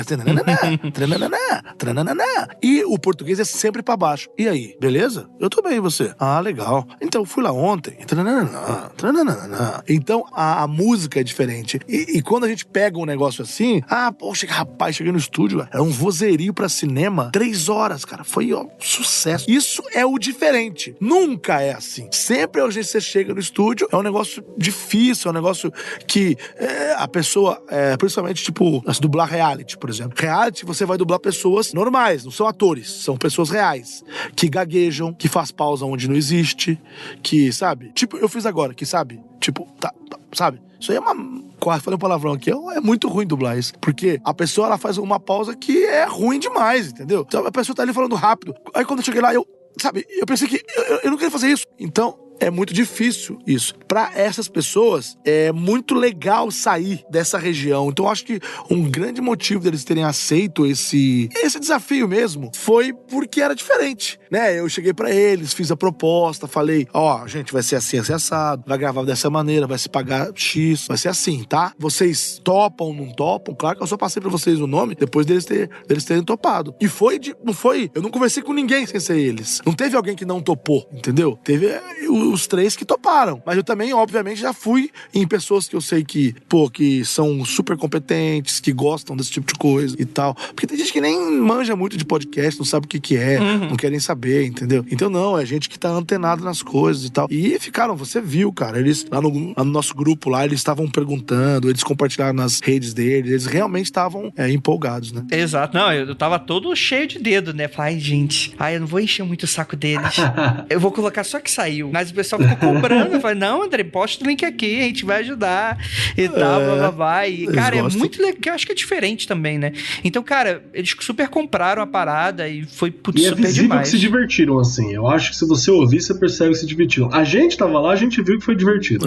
Mas pra quem pega o áudio, você pega aquela alegria, né? De estar fazendo e tal, que não foi uma coisa forçada, pesada, difícil. Isso é muito bom. E teve um dia que a gente fez tudo, só pra comentar rapidinho aqui a questão do processo, teve um dos dias que todos fizemos juntos, né? A Carol no Rio, via gravação remota, o computador aqui ligado e outros 2 presencial, tomando, obviamente, todo o cuidado possível, o distanciamento, a questão da higienização, que já é feita nos estúdios de dublagem, então a gente tem super cuidado aqui e tal. E foi muito legal, porque a gente conseguiu fazer essa verdade acontecer, né? Na dublagem é tudo gravado separado, mas em voz original, o hábito é gravar junto. porque você tá criando a cena, né? Você não... A orientação é a partir dali, né? Na dublagem, alguém já fez a interpretação, você tem que reproduzir no seu idioma. Aqui não, você tá criando o acting. Então, foi a gente, todo mundo junto, né? Gravando as partes que cabiam a cada um, achei que foi bem legal. Uma curiosidade também, nós repassamos o texto, conversamos, né? Fizemos tudo via vídeo, e aí quando teve uma das gravações no estúdio com a Luísa e o Heitor, mesmo ele já conhecendo o texto, na hora que ele foi interpretar, quando ele foi fazer a voz original, ele também ficou com muito medo, ele foi muito tenso, e foi muito divertido acompanhar isso também. Foi muito legal ver esse impacto de quando o ator tá interpretando e quando o próprio ator fica com medo daquilo que ele está interpretando. Foi muito legal. É bacana, né? O ator tem que se entregar. Realmente. Aquele episódio 4, né? O episódio 4, que tem aquela cena tensa. A gente tava tenso lá na cena também, porque a interpretação foi muito boa, né? Sim, o Heitor saiu tremendo, cara. Foi muito legal. Isso é fundamental, né, gente? Tem que passar a verdade, e o ator lá dentro, pode parecer clichê falar isso, mas rola uma entrega violenta mesmo. Rola uma entrega, rola um descolamento mesmo, assim. O ator, se ele não fizer isso, ele não entrega, né? Não sai. Tem que ter entrega pra ver a entrega, você entendeu? Se a pessoa não realmente se descolar da pessoa e não colar na personagem, não fica real, não fica verdadeiro, né? Aliás, o ator de voz, ele tem o privilégio de viver muitas personalidades num dia, né? É mais até do que o ator de teatro ou de novela, ou de cinema, porque quando você depende da imagem, você tem que fazer algo que é relacionado à sua imagem, né? Agora, já o ator de voz, eu posso fazer de manhã, eu faço o médico, que é um pouco mais velho, na hora do almoço eu faço o piloto, sabe? Que é um cara magro e alto, que não tem a ver comigo, que entra lá no caça, entendeu? À tarde eu faço o monstro, não sei do que. Então, assim, a gente vive muitos personagens e muitas situações que nem no filme, no cinema, eu poderia fazer. É muito legal. E, cara, eu acho que, tipo, retornando um pouco como é que foi o clima do estúdio, tipo, acho que foi tudo muito incrível. A Carol, acho que foi a que a gente teve, por motivos óbvios, foi a que a gente teve menos contato, né? Porque ela tava gravando mais de longe e tal, mas deu pra sacar que ela, ela é uma pessoa super bacana de se conversar, de brincar e tal. E, cara, o Heitor e a Lu, eles são pessoas incríveis de estar do lado. Tipo assim, o pessoal acha que a gente fica com medo, né? A Luísa é uma palhaça! Vai que são estrelas, né? Fala, não, por favor, não me direcione a palavra. Não, são pessoas incríveis. E são pessoas muito legais, cara. E depois eu descobri que o Heitor chegou a escutar a gente, o nosso podcast, pra conhecer o nosso trabalho. A Lu, ela tem muito pouco tempo, ela sempre tá na rotina de cantar e de fazer essas atuações e tal, mas é uma pessoa que, tipo assim, cara, tipo, desligou o microfone, ela tá, tipo, super deixando o clima super leve, independente do que esteja rolando. E ao mesmo tempo, quando é pra mudar, pra fazer a gravação, tipo, eu acho que a Lu foi a que pegou mais rápido, assim, inclusive, de todo mundo, assim. Mesmo. Cara, deu pra ver que, tipo assim, acho que por ela estar acostumada com a... Não tanto com a dublagem, mas com a atuação, tipo, acho que pra ela vem mais rápido, talvez, né? O Heitor também, putz, a entrega dele foi super incrível, assim. Cara, tipo, eu não tenho nada o que falar desses atores, assim, é muito legal. E meio que eu passei a entender também na net, quando... É que não foi o nosso caso. Mas, por exemplo, às vezes esses projetos são muito... Porque até o Relatos, eu tô lidando com você e tal, se você não fizer um trabalho legal, eu ia lá e excluir o arquivo e falar, vou chamar outro cara. Faz com você mesmo, sei lá, com outra pessoa. Eu comecei a entender a partir do Natália o como esses projetos muito grandes podem ter a possibilidade de sair do controle de maneira muito fácil. Se eu, por exemplo, chamasse, tipo assim, na net, vamos dizer que você não fosse um super profissional, se eu fosse um cara meio... Tem uma galera que reclama.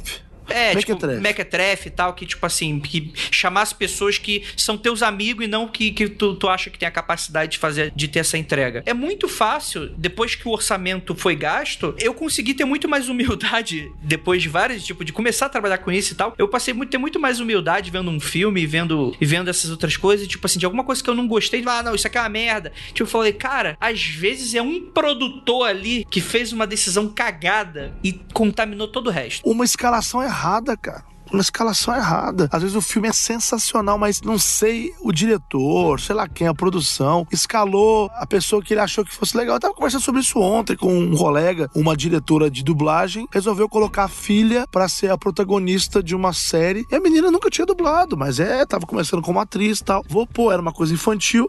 Isso não foi pro ar, assim. O cliente devolveu. Ele falou, não vou, isso aqui tá ruim. Mas às vezes o cliente não devolve, você entende o que eu tô falando? Às vezes vai pro ar. Às vezes tem tempo, né, pra entregar e fala, vai assim mesmo, e acabou. O trabalho de todos os outros é comprometido. Vou dar um exemplo aqui, que não fui eu que dirigi, eu dirigi o Mortal Kombat 11, mas no Mortal Kombat 10 tivemos a Peach fazendo uma personagem. E aquilo comprometeu o jogo, sendo que os outros atores não tinham culpa nenhuma. Os outros atores que fizeram os outros personagens, os outros fizeram um trabalho legal, todo mundo foi no estúdio. E não foi culpa do estúdio também. O cliente escolheu, o cliente queria que a Peach, que é uma cantora, que não é uma atriz, que isso tem que ser bem, né, deixar claro, fizesse a Cascade, entendeu? E aí veio aquela onda de críticas na internet, que Mortal Kombat 10, ruim, mas na verdade não era a obra, não era a localização do jogo, era a personagem da Cascade, que foi feita pela Peach, que é uma cantora, que foi uma escolha do cliente, entendeu como é que é? Então, esse tipo de coisa pode dar errado na mão do cliente, pode dar errado na mão de uma produção, pode dar errado na mão do diretor, pode também dar errado na mão de quem tá fazendo, que é o ator, a atriz ali, né? Então são várias pontinhas, como você já disse aí, André, que podem comprometer o resultado final. E é muito fácil para o comentador profissional da internet vir e falar qualquer tipo de groselha, né? Eu quero só dar um conselho, o André já falou isso aqui, mas eu quero deixar o conselho para você que ousa reclamar da dublagem brasileira, dá uma olhada na dublagem russa. Baixa qualquer torrent. Mas você comparou a melhor do mundo com a pior do mundo. Baixa lá pra dar uma olhada. Vai lá, só pra você ter uma noção, porque eu sem querer. Você sabe que eu fui pra Copa do Mundo, né? E eu assisti. Eu fiquei em hotel na Copa do Mundo, na Rússia, né? Então eu fiquei em 4 cidades russas diferentes. Quase chorou. E eu ficava assistindo lá, quando eu acordava lá. Nossa. Eu punha lá na televisão, cara. É engraçado demais, bicho. É tudo errado, não tem nada sincado, as vozes não tem nada a ver. Putz, é bizarro, mano. Eu cheguei até a fazer como é que chama o vídeo disso? A única coisa que eles dublam de verdade são desenhos. Alguns desenhos eles dublam mesmo, sabe? Direitinho. Assim, não é que é ótimo, mas é... competente, mínimo, né? É ok. Deve ser imposição do estúdio também, né? Que eu sei que esses estúdios de desenho geralmente são chatos, tipo Disney, né? Eu lembro de ver Bob Esponja e tava ok, assim, entendeu? Agora, filme, série, pelo amor de Deus, é um negócio horroroso. Só pra o pessoal se situar, todos os homens são feitos por um cara só, por uma voz só, e todas as mulheres são feitas por uma voz só, e é voice over. Então você escuta o original por baixo, e o cara vai meio que lendo por cima, e ainda fica contando aquele time code embaixo, aqueles númerozinhos passando. Isso é um negócio horroroso.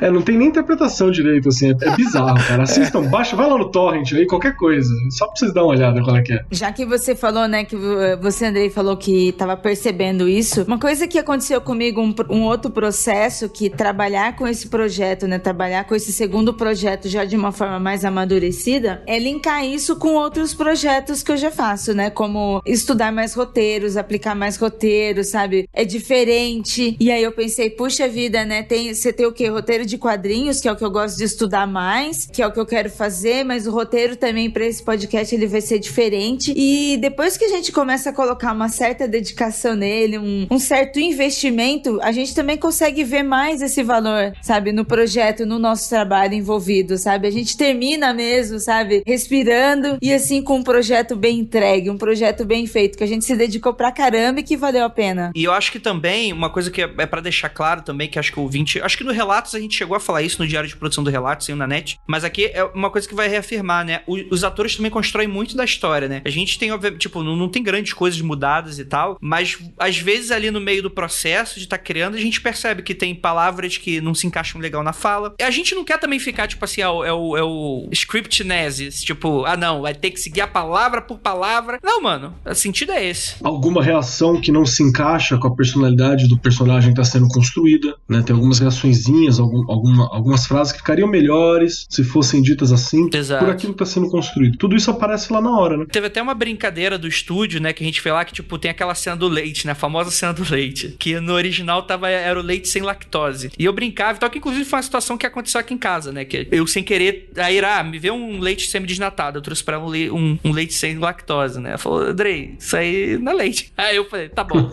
Talvez eu tenha trago mais umas 2 ou 3 vezes, até eu aprender de verdade. Mas é engraçado porque durante, né, eu acho que foi meio confuso ali, tipo, não, o que isso tem a ver com a história, tipo, sei lá. Aí quando a gente releu e tal, e os atores entenderam o que era, aí a Lu, eu não sei se a Lu é vegetariana, se ela é vegana e tal, mas ela toma lá o leite de amêndoa, né? Aí ela adicionou, tipo, não, coloca o leite de amêndoa, então a gente ficou muito mais seguro também de brincar com a parada, tipo assim, com relações de casal, né? Tipo, o Pedro tirando um sarrinho dela por causa de alguma coisa que ela tem, ela tirando com dele e tal, tipo, e é muito legal ver como é que isso vai se construindo junto, né? Que deixa o ambiente muito melhor. E isso deu uma naturalidade pro relacionamento que não estava prevista no roteiro. Esse, na verdade, era um momento pra poder dar o gatilho pra acontecer uma coisa na casa e ela vir, né, pra casa, que foi a primeira visão completa, acho, do Pedro do duplo. A primeira sobreposição, né? A primeira sobreposição completa. E no fim, serviu também pra deixar mais intenso a relação dos dois. Então olha como uma coisa que surgiu ali, né, deu esse brilho também. Que é uma relação real, gente. Tipo, não é essa coisa... Tipo, que às vezes na história original tem um pouquinho dessa coisa meio Dona Florinda e Professor Girafales, às vezes. E aí, o legal era, tipo, passar um pouquinho do... Cara, meio de uma pandemia, que é um contexto que não tá na história, a gente trouxe pra cá porque a gente achou que seria legal trabalhar nesse cenário. E a gente achou que dava pra trabalhar nesse cenário. Então a gente queria ver como é que a história funcionaria nisso. Então é um casal que tá preso dentro de casa. E, por exemplo, muitos casais terminaram depois de descobrir quem são um outro. Por passar o dia inteiro junto, né? E tal. Outras pessoas, tipo assim, estreitaram ainda mais os laços, né? Outras pessoas também não se incomodaram e tal. Então, tipo assim, são personagens que têm suas questões, têm os seus defeitos, têm as suas frescuras, têm as suas... E entender que eles são diferentes, com pensamentos diferentes, posicionamentos diferentes, e que vai se refletir também na história. Então, Pedro chega a sugerir, o pessoal brincou bastante. Não, o tio do meu pai é pai de santo, que é o tipo de coisa que tá na adaptação que não tá fora, porque aqui existe pai de santo, lá fora não existe, né? Inclusive é algo tipo assim, gente, filme de terror no Brasil demora 20 minutos pra terminar. Se leva a pessoa pro terreiro ou pra igreja lá do descarrego, acabou. Teoricamente, né? Acabou, né? Lá nos Estados Unidos o pessoal tá ferrado, não tem pra onde levar, o cara se vira. Mas o Pedro chega e fala, pô, meu primo, o pai dele é pai de santo, sei que lá. E, tipo, e aí ela fala, não, Pedro, não é isso, não é assim que funciona e tal. E você ter essa questão das inseguranças, né? De você ter um relacionamento que tá acabando, né? E você vê como os atores vão estar mergulhados nisso, é um negócio muito legal. E às vezes dá até uma assustada. Eu vou dizer que dá uma assustada, assim. Quando a Lu, tipo, puxava, assim, um choro, eu falava, caralho, isso é atuação, rapaz. Olha aí que doido. Então era muito legal você ver... A mágica acontecendo. Né? Isso aí é muito legal mesmo, cara. E é doido porque a história é boa. Então a história envolve a gente, a história, ela é profunda, né? Ela tem vários escapes também, né? E ela tem uns plot twist por meio. Mas é louco que... tem um reality, sabe, cara? Eu me lembro uma vez que me peguei chorando, porque a gente chora muito quando a gente tá, sabe, gravando. O povo acha que não. A gente chora. Eu me peguei chorando, fazendo um reality sobre tráfico humano, né? E era na Tailândia e tal, e aí Caraca, que tenso. Era tenso, e aí eu tava fazendo um cara que, na verdade, ele se apaixonou por uma tailandesa, só que ele não sabia que ela era uma vítima, né, de tráfico humano. Então ele foi pra lá, conheceu ela, e aí quando ela não podia falar, né, que ela era essa vítima, aí quando ele resolveu, tipo, meio que casar com ela mesmo, assim, sabe? Falar, não, volta comigo pro meu país. Ele era americano, aí chegou o dono dela, né? E falou que ele tinha que pagar tanto e tal. E aí ele não tinha entendido nada. Então, triste por ele, triste por ela tá vivendo aquela situação, e aí abrir o jogo e ver. E era um reality mesmo, só tinha a câmera escondida, assim e tal. Então, nossa, cara, era muito pesado, que aí você vê como as mulheres sofriam naquela situação. E isso não é um conto, né, de terror, mas acaba sendo, né? Porque é uma situação real que foi vivida ali. E o cara apaixonado é a mulher. Mas aí a mulher também, ela não tava apaixonada por ele, mas ela tava... Porque ela não tinha condição psicológica. Sim, ela tava... Era a possibilidade de escape, né? Exatamente. Ela queria ir com ele, porque ela podia fugir daquilo, entendeu? Então ela usou do recurso que ela tinha de conquistar o cara pra que ela fugisse daquela situação. Questão de sobrevivência, E né? o cara tinha que pagar, acho que $10 mil, acho que pro dono dela, pra ele conseguir levá-la, entendeu? E ela queria que ele fosse. E ele naquele misto de se gostando dela e ao mesmo tempo sendo complacente com uma questão de tráfico humano, entendeu? Rapaz, era um negócio... Eu lembro que eu chorei no estúdio, tá? Porque foi um negócio muito... O cara chorava lá e eu chorava aqui, né? Então... E às vezes a pessoa assiste em casa e, isso é um reality. Tipo, foda-se. Mas não, cara, a gente vive. Então eu tenho certeza que a Natália, no caso a Luísa, ela deve ter vivido a angústia da Natália, sabe? De não poder contar pro Pedro e tal. O próprio Heitor, ele deve ter passado... A gente aqui comentou que a Natália, entre aspas, pegou mais rápido, porque ela tava fazendo só a Natália vivendo. O Pedro tinha o desafio de ser o Pedro no futuro contando a história e o Pedro vivendo a história no passado, né? A troca era muito rápida, né? Era a troca muito rápida, é um desafio isso daí, você calmo, sentado e contando uma história com uma leve tensão e você andando, correndo de uma porta que bateu sozinha numa casa escura e você sendo um cagão. Então, realmente é muito louco. Você tem que viver aquilo, né? Uhum. E muitas vezes, por exemplo, teve algumas coisas também que, tipo assim, por não ter o recurso visual, que eu sei que vocês não têm, mas às vezes fica muito perdido e tal, e eu virava pro Nanete e falava, calma, Nanete, isso aqui na edição, a mágica vai acontecer. E aconteceu mesmo. Principalmente no quarto episódio, né? Que eu acho que é o episódio que tem as cenas mais loucas, assim, de ação, né? A gente tem esse medo que já foi comentado aqui, porque quando você faz um negócio em áudio, você não tem recursos, né? Você falou aí, não tem imagem. Então quando você tá vendo qualquer coisa, um filme, uma série, às vezes uma levantada de sobrancelha já diz muito. Um olhar pro lado, um olhar já dá um medo no olhar. Não precisa falar nada. Entendeu? Não tem som, mas já diz muito. Porém, no audiodrama, em qualquer tipo de obra que dependa do áudio, depende do áudio, é isso. Então você tem, obviamente que quando eu falo do áudio, não é só do ator também, o que o próprio Andrei acabou de falar. A edição também contribui maravilhosamente, porque ela dá atenção, ou é numa música, ou é num barulho, né? Algum ruído, algum efeito ali, né? Ou é num próprio efeito na voz. E aí também, a voz também tem que, às vezes, dar uma titubeada ou uma gaguejada, algo assim que vai dar atenção pra quem ouve. É sutil, mas só que precisa. E aí ele dá aquele e vem um efeito sonoro, já quem tá em casa já fica, ai meu Deus, é agora é a hora, agora o pau vai quebrar. Então a pessoa já se prepara pro pior, né? Então é muito legal essa história sendo contada pelo áudio, né?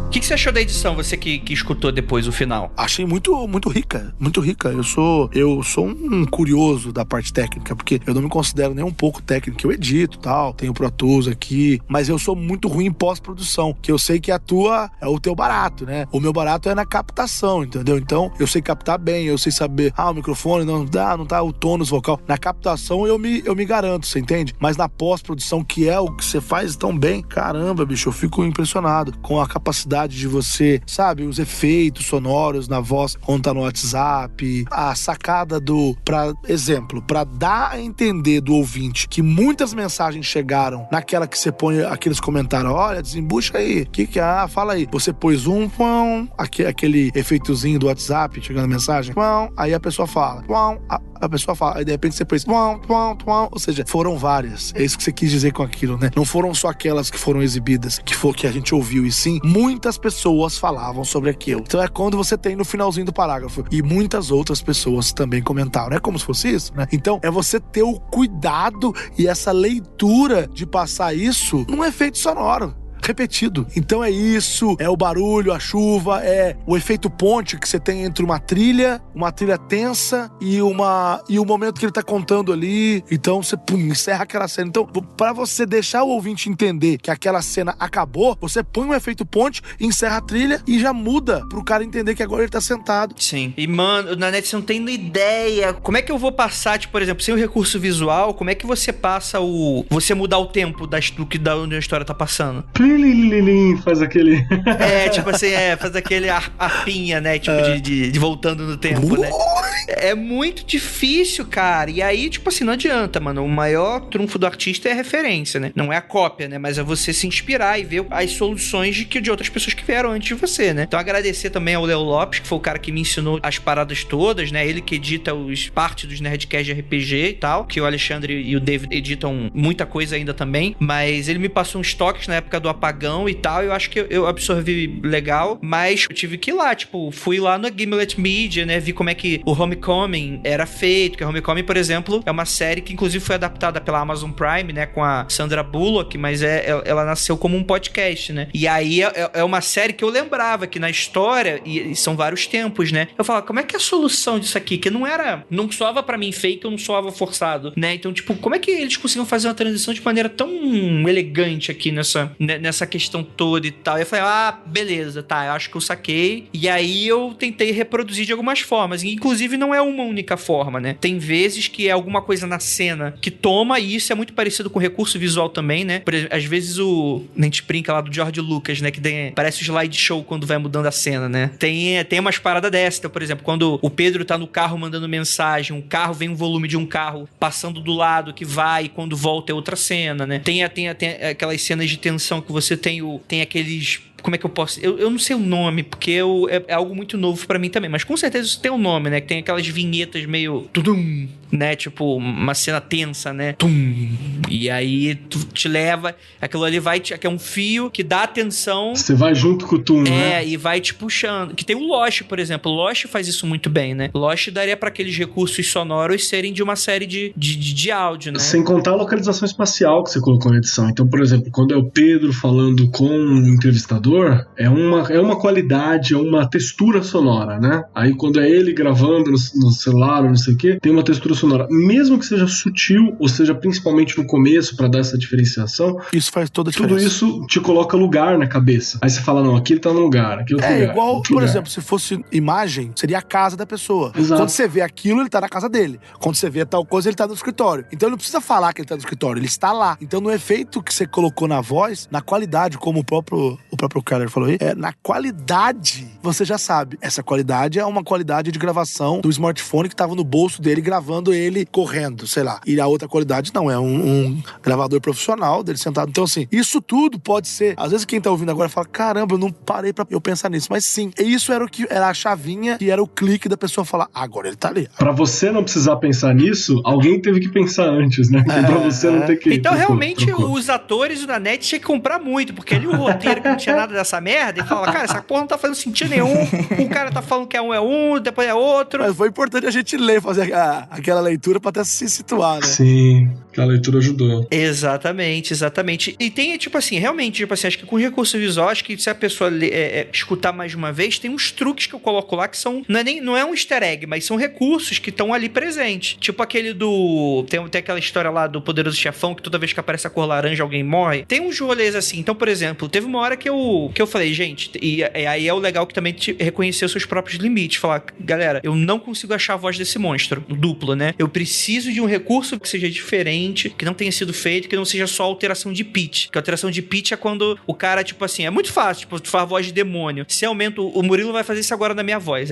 Se o Murilo quiser me sacanear, ele não vai fazer porra nenhuma. Tem essa alteração de pitch, quando parece que a voz fica mais lenta, né? Vai ficar aquela voz de demônio, ou aquela voz de tic-teco que fica, tu vai falando e parece que é um tic-teco. Fala, cara, não vai, só isso, não vai, o ouvinte não compra. E aí, cara, eu pedi arrego, falei, quem pode me ajudar? Mandei a mensagem pro Mizanzuki, que tem lá o Projeto Humanos, tipo assim, eu conversando com ele e tal. Ele falou, cara, pega o Felipe Aires, que o Felipe Aires é o gênio do sound design. Ele que faz as trilhas do Projeto Humanos. No caso, a trilha a gente já tinha o do Gustavo Coelho, fantástico, né? Que tinha me dado mensagem meses antes e eu falei, cara, deixa eu testar você. Tem um projeto aqui, me vê uma trilha. Aí eu dava uns briefing maluco, mas depois eu falo disso. Mas aí eu conversei com o Felipe Aires e, mano, a gente lá... E ele, tipo assim, na net, pra gente que trabalha muito com digital, lá a parada dele é analógica. Então, tipo assim, ele tem aqueles gravadores de fita, sabe aquelas fitas fita enrolada. Sim. E aí ele, pra fazer alteração na voz, ele passava na fita e passava o dedo na fita pra dar distorção. Ó, legal. Então, isso. tipo assim, ele tem várias técnicas que, tipo assim, não, tem que ser uma parada que saia no áudio, porque tem aquela coisa, aquela mística do fantasma, que o fantasma, em teoria, ele alteraria campos magnéticos de alguma maneira. Então, você consegue pegar a voz de um fantasma no áudio, segundo contam as lendas, né? Tipo assim, ou então eles afetam o áudio, tipo, a lâmpada fica ruim, né? Tipo, você tem problemas com gravadores, etc. Então, cara, tem que puxar esse efeito, e isso vai ser fantástico pra gente, porque como a gente só tem o recurso sonoro, a pessoa precisa saber segundos antes que o duplo tá lá, antes do duplo aparecer. Então seria como se fosse o nosso recurso visual. Então, tipo assim, isso é uma dica. E, cara, eu coloco várias dessas dicas durante várias vezes no podcast. Vou dar uma que é, por exemplo, quando a Cristina vai conversar com o Pedro pela primeira vez, você não sabe que é o duplo, mas tem um efeito sonoro que só aparece quando o duplo aparece no início da conversa. Então, quem estiver muito atento vai pegar essas paradas que estão lá desde o início. E mesmo que você não pegue conscientemente, você pega inconsciente. Você vê uma tensão vindo, você não tem nem certeza de onde, né? A gente, quando tava lá captando, né, a gente não tinha, tipo, essa informação, até porque isso é uma pós-produção, não tem o nome, não é à toa que chama pós-produção, né? Mas quando a gente tava ali captando, o nosso cuidado enquanto direção, né, tal, de elenco e tal, era fazer com que a Cristina tivesse uma voz meio flatzona, assim, meio falando assim. Eu até fiquei com medo, porque como é o momento que a Cristina aparece é a primeira vez que ela fala, parece que a atriz não tá interpretando bem, sabe? Porque tá falando assim, sabe? Entendeu? Fica meio estranho, não fica? Então, eu até fiquei com medo, mas foi fundamental. Esse efeito, por exemplo, me deixou tranquilo com relação à direção de elenco, porque eu fiquei preocupado, falei assim, caramba, na hora que a Cristina aparecer, ela vai aparecer, tá tudo tão redondinho, ela vai aparecer parecendo que não tá interpretando, mas na verdade é porque não é ela, né? Mas aí a hora que você colocou o efeito, já mostrou que algo estranho com Cristina, no caso. Aí ficou claro que exato. Não era ela. E aí depois no outro episódio, que ele fala realmente com ela, aí ela tem outra pegada, ela já fala normal, tal, que tá falando com ela mesmo e não com o duplo, né? Sim, total, né? Um abraço também pro Gustavo, que eu citei antes, né, que ele é o cara das trilhas, e, mano, o cara mandou super bem, e eu dava uns briefings super malucos. Eu falei, cara, a minha recomendação é de inspiração, Twin Peaks, e tomando cuidado para não ficar aquele tom super melodramático que o Twin Peaks tem também, tipo, diminuir um pouco isso. E eu dei mais algumas outras referências e tal, e eu dava uns briefings super malucos. E eu falava, eu quero tema disso e tal. Curiosidade aí, tem um trecho, uma trilha, acho que inclusive vou liberar aí no podcast a nossa trilha pra quem quiser escutar e tal. Não usem direitos autorais, então aí olha aí. Opa. O podcaster que não quer que você use. Mas se quiser, tipo, manda e-mail que a gente conversa. Mas, tipo assim, se você quiser escutar e tal, tem uma trilha que é o Lorena, né, que é meio que a trilha que só toca nos 2 últimos episódios, né. Um na casa, que é aquele né, que tem, e outro quando ele tá revisitando a história, né, que é meio que é o tema da avó, né. Aí eu falei, mano, briefing, cara, canto gregoriano de igreja e ponto de macumba, se vira, faz a trilha pra mim, e é isso aí, e vambora. E, cara, o Gustavo mandou super bem, acho que ele, aí, tipo, pouquíssimas coisas voltaram, tipo assim, não, isso aqui tá um pouco diferente do que eu achei, acho que só uma que voltou assim, mas é um cara que ele pega o feeling muito bacana. Vou deixar o contato de todos os profissionais aqui, se você quiser contratar pra qualquer coisa, vou deixar, se o Nanete permitir, é claro, deixa aqui o e-mail do Nanete, ou o telefone do Nanete, deixo o do Gustavo, do Felipe Aires, o de todo mundo que participou, assim, da parada, caso vocês queiram contratar de alguma maneira, porque, cara, eu acho que uma das coisas que você sabe que o projeto funciona é quando você tem a confiança de deixar ele na mão de outras pessoas e saber que a parada vai funcionar, né? E isso, pra mim, putz, é um privilégio muito grande estar com todos esses profissionais que, cara, foram super bacanas. Olha aí, bicho. Essa fera. Olha aí! O pessoal não sabe também, ouvinte, mas pra você virar dublador, você tem que obrigatoriamente fazer a imitação do Silvio Santos. Eu tenho um momento que tinha, sei lá, 4 pessoas imitando o Silvio Santos nas salas de gravação. Olha aí, ó. Mas se você não sabe, tem que imitar o Silvio, tá certo? Vem pra cá. Exatamente. Tava desse jeito. Pode ser péssimo, igual a minha, mas tem que imitar.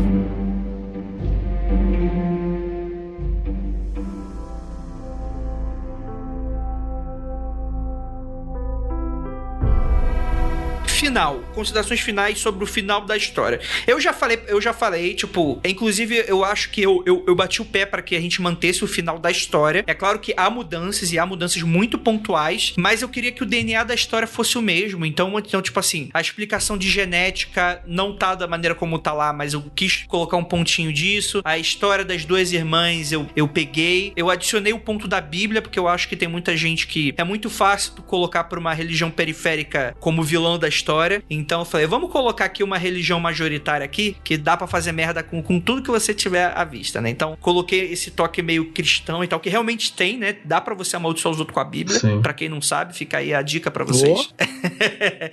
Inclusive é o que mais tem, gente amaldiçoando os outros com o nome dos caras aí. Mas tá tudo lá. Tirando uma coisinha ou outra ali, tá tudo. Eu mantive a história original e tal. E eu bati um desespero tão grande, porque pra quem viu lá essa série nova da Netflix, da Mansão Bly, eu tava comentando com a história. A gente tava assistindo, terminei de assistir esses dias com a Ira. Eu falava, mano do céu, tem umas coisas muito parecidas com a história. Rolou umas rimas mesmo. Tipo assim, não é uma cópia, e eu nem acho que é inspiração de fato. Eu acho que se o cara falar que é inspiração, não vai me surpreender. Mas eu acho que tem umas coincidências muito pontuais ali. Então, tem umas rimas que é rima de acaso, tá ligado? É rima tipo assim, estamos na mesma época e sofrendo as mesmas influências contextuais. E aí quando você vê alguma coisa, encontra. Aí acaba falando assuntos, né? Naquele episódio, eu não vou dar spoiler da série que talvez você não tenha visto e tal, mas do episódio, acho que é o 6 ou 7, começa umas histórias de duas irmãs, eu falo, que coisa curiosa, né? E aí, cara, mas assim, cara, tá quase tudo lá e tal, a gente realmente só muda a ordem de algumas coisas, a gente muda exatamente quem saiu da boca do quê, da onde e pau, mas eu quis dar por ter essa coisa do terror, de ser muito... É clichê ser um final trágico e é clichê ser um final feliz, de resolução. Eu falei, cara, eu acho que essa história ela merece um final agridoce. E por que agridoce? Porque assim, é um final meio... Sabe aquele o Rorschach da pintura, que cada um vê alguma coisa? Eu acho que a pessoa pode interpretar da maneira como quiser. Teve gente que achou que é um final feliz. Eu não acho que aquilo é um final feliz. Nossa, é louco. Feliz não era, não. Tem outra coisa, assim, que foi uma ex-aluna que ouviu e que veio conversar comigo, que falou assim... Chegou e falou, mas o Pedro, ele conseguiu uma desculpa pra ele, né? Contando aquela história no fim. Não quer dizer que é aquilo. Aí eu falei, essa é a minha leitura também. Ele precisava fechar alguma coisa na cabeça. Não quer dizer que seja exatamente aquilo. Tanto é que ele falou que foi um sonho, né? Foi uma inspiração, foi um devaneio. Exato. Né? Então pode ser outra coisa, pode ter outro olhar. Talvez até tenha, mas ele precisava resolver a situação na cabeça dele pra poder tentar aguentar e continuar. Não dava pra deixar aquela porta aberta. Seguir em frente, né? Pra seguir em frente. E não é feliz também pra mim o final. Ele é um final muito real. Eu acho que existem relações que estão muito quebradas, mas que as pessoas se gostam. E vamos ver o que dá pra fazer, né? Vamos remendar os cacos, vamos tentar levar, que tem até uma situação semelhante a essa. Então isso deixa muito valor pra mim por ela ter esse ponto real. Nossa, eu até confesso que a gente leu, reescreveu, trabalhou, reescreveu, leu tanto em cima dessa história, tanto que pra mim ela tinha perdido completamente a cronologia. As pessoas estavam comentando comigo, eu estava assim perdida. Nossa, está aqui? Não, está nessa edição? Não, pera, mas a gente não tinha mudado isso? Que eu resolvi não dar pra eu comentar com as pessoas, então eu não comentei com as pessoas da internet, porque foi muito trabalho em cima disso, sabe? Mesmo não sendo um trabalho criativo de criação nossa, de ser uma adaptação, acho que o medo também, sabe, de não ser justo com a adaptação, nos deixou ficar totalmente em cima da história. Então, quando as pessoas começaram a reclamar do final... Assim, algumas pessoas, né? Não foi todas. Não, eu sei. Não, isso não é um problema as pessoas reclamarem do final. Foi muito legal, porque ficou bem dividido. Dividiu bastante as pessoas que adoraram o final, pessoas que ficaram sem entender e as pessoas que não gostaram. Quer dizer que a gente provocou isso nas pessoas. A gente conseguiu um bom resultado e isso é legal. Mas, ao mesmo tempo, eu fiquei assim meio perdida, porque eu já tava assim, nossa, o que será que essa pessoa tá impressionada na história? Porque eu não tô acompanhando a história como ela está acompanhando mais. Sim. Então essas emoções bateram diferente. E bateram diferente porque eu me lembro que quando eu li a creepypasta, que eu li a primeira versão em inglês, a primeira tradução, quando chegou no final, no meio, assim, eu lembro que eu tive, assim, um susto, né? Tive, assim, um gelo no coração. Mas o final dela, eu achei ela super romântica. Então eu achei o original tão mais simples que quando chegou a nossa, eu não achei que a nossa estava tão romântica assim. Sim, o final é tipo assim, e aí os fantasmas, o duplo se convence que o cara ama ela, e aí nunca mais a perturba e ficaram felizes pra sempre. É basicamente isso o resumo. Poliamor. Esse é o final original. Tem uma coisa também que acho que é legal a gente falar pro pessoal, assim, que a Ira citou aqui, né? Chega uma hora que a gente releu e leu e ouviu e tava tanto que você já não sabe mais onde que é o fio, né? A gente tava nesse momento. Mas tem algumas pessoas que não estão envolvidas diretamente com esse projeto, nem estão envolvidas diretamente com o Mundo Freak, que acabam ficando em volta da gente, que são termômetros bons. O Lucas é um termômetro maravilhoso, Lucas Baladenucci, porque o Lucas, ele é completamente louco. Ele vai vou ouvir o bode em pé no meio do mato, numa fábrica abandonada. Vou ouvir o Relatos no meio de uma casa, na cabana, na árvore, na puta que me pariu. Vou ouvir o Natália no estacionamento, né? Ele é desse jeito. Então a imersão dele é muito bacana. E o outro foi o Frater MG, né? Frater Miguel, que é o nosso querido Eric aqui, que ele ouviu também, que ele teve um impacto muito bacana na vida dele. Porque a gente achou nesse aí um horror cotidiano, né? Então foi uma coisa que você olhava em volta assim, você sentia. Então foi muito bacana ver essa reação de algumas pessoas próximas. Sim, isso é muito bom, cara, porque a gente não imagina... Porque a Ira mencionou um ponto muito bom. Cara, a gente tá completamente anestesiado pela história. Eu tô projetando essas cenas de terror sem sentir medo, porque eu já tô passando tanto por essas cenas. Mentira, teve uma cena que eu fiquei, caralho, porra. Eu não vou sem falar sobre idade, isso aqui ficou maneiro. Tipo, do lado do último do Pedro lá. Quando eu terminei a edição, eu falei, rapaz, isso aqui tá bacana. Mas de resto, cara, a gente tá trabalhando tanto nessa história, cara, que a gente fica completamente anestesiado. Tipo, a gente não sabe que se tá incrível. E é muito legal porque a gente redescobre a história pelos olhos dos ouvintes, como vocês estão falando aí. Então tem gente que fala, cara, caraca, tipo, a cena do videogame, que o cara tá gravando gameplay, a cena do... E, cara, isso gerou uma coisa muito engraçada, e eu tenho ódio agora de todos os ouvintes, porque é o seguinte, a história que eu fiquei cagado foi quando o Pedro vai dentro da casa, e tem toda aquela cena meio bruxa de Blair e tal, e eu tava muito empolgado com as pessoas, imaginando, com a expectativa das pessoas escutando, e é o mesmo episódio que é revelado o plot twist lá dos olhos da Natália, no final com a Cristina, né, com o diálogo do Pedro com a Cristina por Skype e tal, e todo mundo comentou desse diálogo com a Cristina e eu fiquei meio na bad, falar, porra, ninguém comentou aqui a parada da cena bruxa de Black que eu coloquei, fiz com tanto carinho. E a água, né, o copo de água, galera, tô com medo de pegar o copo d'água, tô com medo disso, que é uma coisa assim que acontece, a água ela é presente, mas é passando, né? Que vira o meme, né, tipo, porra, meu nome é Natália, pô, não quero, e obviamente a Ira brincou bastante com isso nas redes sociais, né, nossa, que captura bem os momentos certos pra fazer as coisas na hora certa, mas que a gente não tinha ideia de como é que isso ia cair com o público, né, existia o medo de que a gente ia tudo falso e ficar uma merda e todo mundo odiar a gente. Então, você tava com mais medo ainda que as pessoas não aceitassem tanto. Nossa, o pessoal gostou tanto do Relatos. O pessoal vai estranhar ter mais gente, outros atores. Sim. Não, mas é porque é uma história diferente, né? Às vezes a pessoa tá naquela expectativa. Vida continua, gente. Vida continua, aquele passado vai estar sempre lá pra você ouvir, tá lá aberto, mas a gente tem que tentar coisa nova, tem que experimentar. Exatamente. E assim, eu acho que o Keller termina bem esse momento. Eu acho que vai ter coisa nova por aí. Não tenho expectativas, pode ser qualquer coisa. A gente tá quieto aqui no nosso... engendrando os próximos projetos. A gente não sabe o que vai sair daqui. A gente não tem como falar pra vocês o que vai ser as próximas coisas e tal. Mas a gente tem uma ideia de um norte aqui. Com toda certeza, o Nanete, ele é super bem-vindo pra voltar também. Eu acho que pelo nosso desespero em ver as coisas, com toda certeza, ele vai ser o Groot também, que ajuda a gente a unir toda essa parte também da atuação, com toda certeza, né? É um cara que manda muito bem. Fico lisonjeado. E de muita confiança, assim. Super enrolado, como todas as pessoas que trabalham nesse meio. Eu sou mesmo, cara. Se tem uma coisa que eu sou, é enrolado no bom sentido, né? De ser super ocupado e tal. Não, cara, tu é bom e as pessoas procuram você, então você tem muito trampo. Porra, tu tem que ser enrolado. Acontece isso, falta fico de tempo. feliz. E tem que procurar aí, mas o bom é que logo no começo eu já falo, cara, só que eu tô bem Quando a pessoa já me procura, eu já falo: Andrei, rapaz, só que tá feia a coisa aqui, mas vamos conversar semana que vem.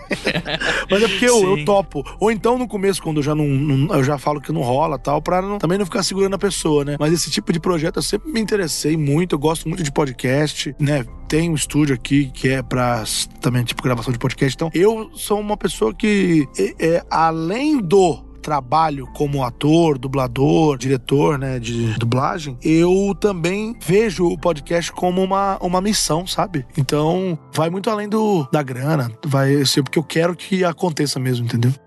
Nanete, cara, muito obrigado por você ter topado participar do projeto e participar da gravação desse episódio. Quer fazer um momento jabá pra falar um pouquinho do seu trabalho? Fica aí, um minutinho aí pra você falar onde o pessoal te encontra. Olha, pra quem quiser conhecer um pouco do meu trabalho, eu tô sempre postando lá no Instagram, que é o meu canal aí, a minha conexão com as pessoas, tanto quem gosta do meu trabalho, como também contato profissional ali. Eu acho ali mais fácil, dali a gente vai estreitando um pouquinho a relação. Eu gosto de... Lá no meu próprio Instagram também tem o jeito de você me enviar um e-mail, lá no meu perfil tem como enviar um e-mail, então acho que é o jeito mais fácil mesmo. Então é Junior Nanete, tá?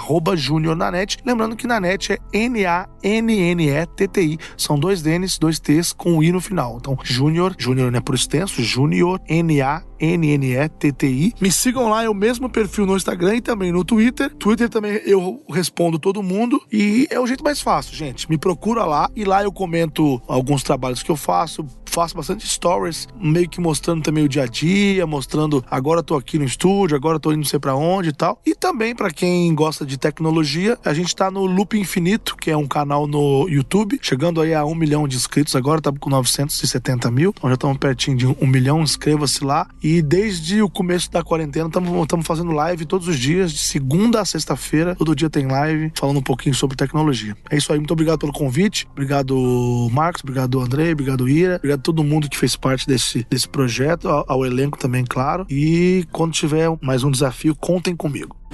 Marcos Keller, quer fazer um jabá? Eu quero fazer um jabá também, porque, primeiro que, o projeto foi fantástico, eu tô sempre agradecendo, né, o Mundo Freak, eu tô integrando aí já faz alguns anos, mas eu agradeço pela oportunidade de ter experiências fantásticas como essa, assim, é uma coisa maravilhosa, né, então eu sempre agradeço. Se vocês, ouvintes, curtem tanto, imagina a gente aqui que tá fazendo, que tá vivendo, que tem toda a intensidade desse bastidor, fora o projeto pronto no fim. Então pra mim é um prazer sem tamanho. E no mais, eu convido vocês a acompanharem as loucuras dos projetos que eu faço também. Caça por aí, vai lá no meu perfil @CobaltKeller no Instagram, @MarcosKeller no Twitter, lá tem o Linktree com tudo que eu faço. E eu convido vocês pra ver um projetinho independente que eu tô fazendo agora junto com a Jéssica, que é uma amiga minha, ouvinte também. A gente tá falando sobre fada, fazendo uns podcasts curtinhos assim, a ideia é ter uma coisa de até 40 minutinhos, discutindo fadas historicamente, por aí vai. É um bem pequeno, bem nosso, vocês são nossos convidados. É o Lírico Obscuro, o nome. Ah, não, vocês perderam a oportunidade de colocar safados, né? Não.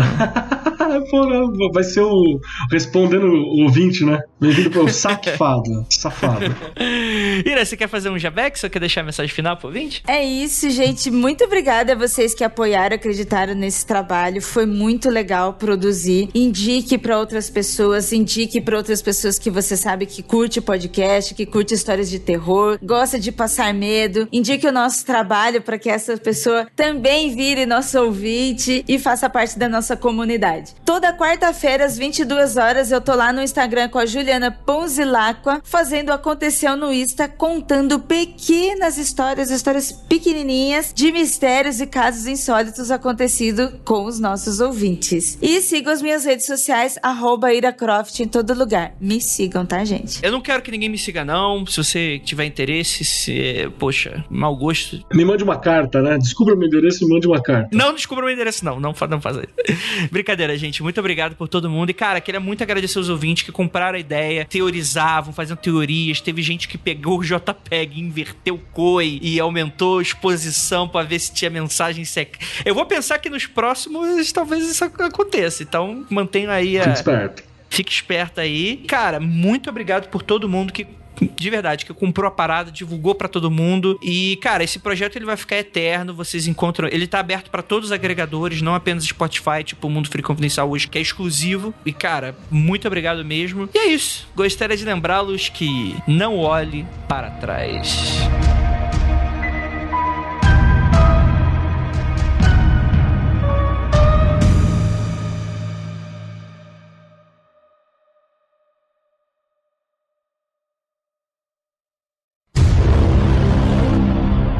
Pergunta final antes de encerrar, agora para ir pros extras. Pedro é burro ou não? Ira Croft. Todo mundo burro ali naquela história, né?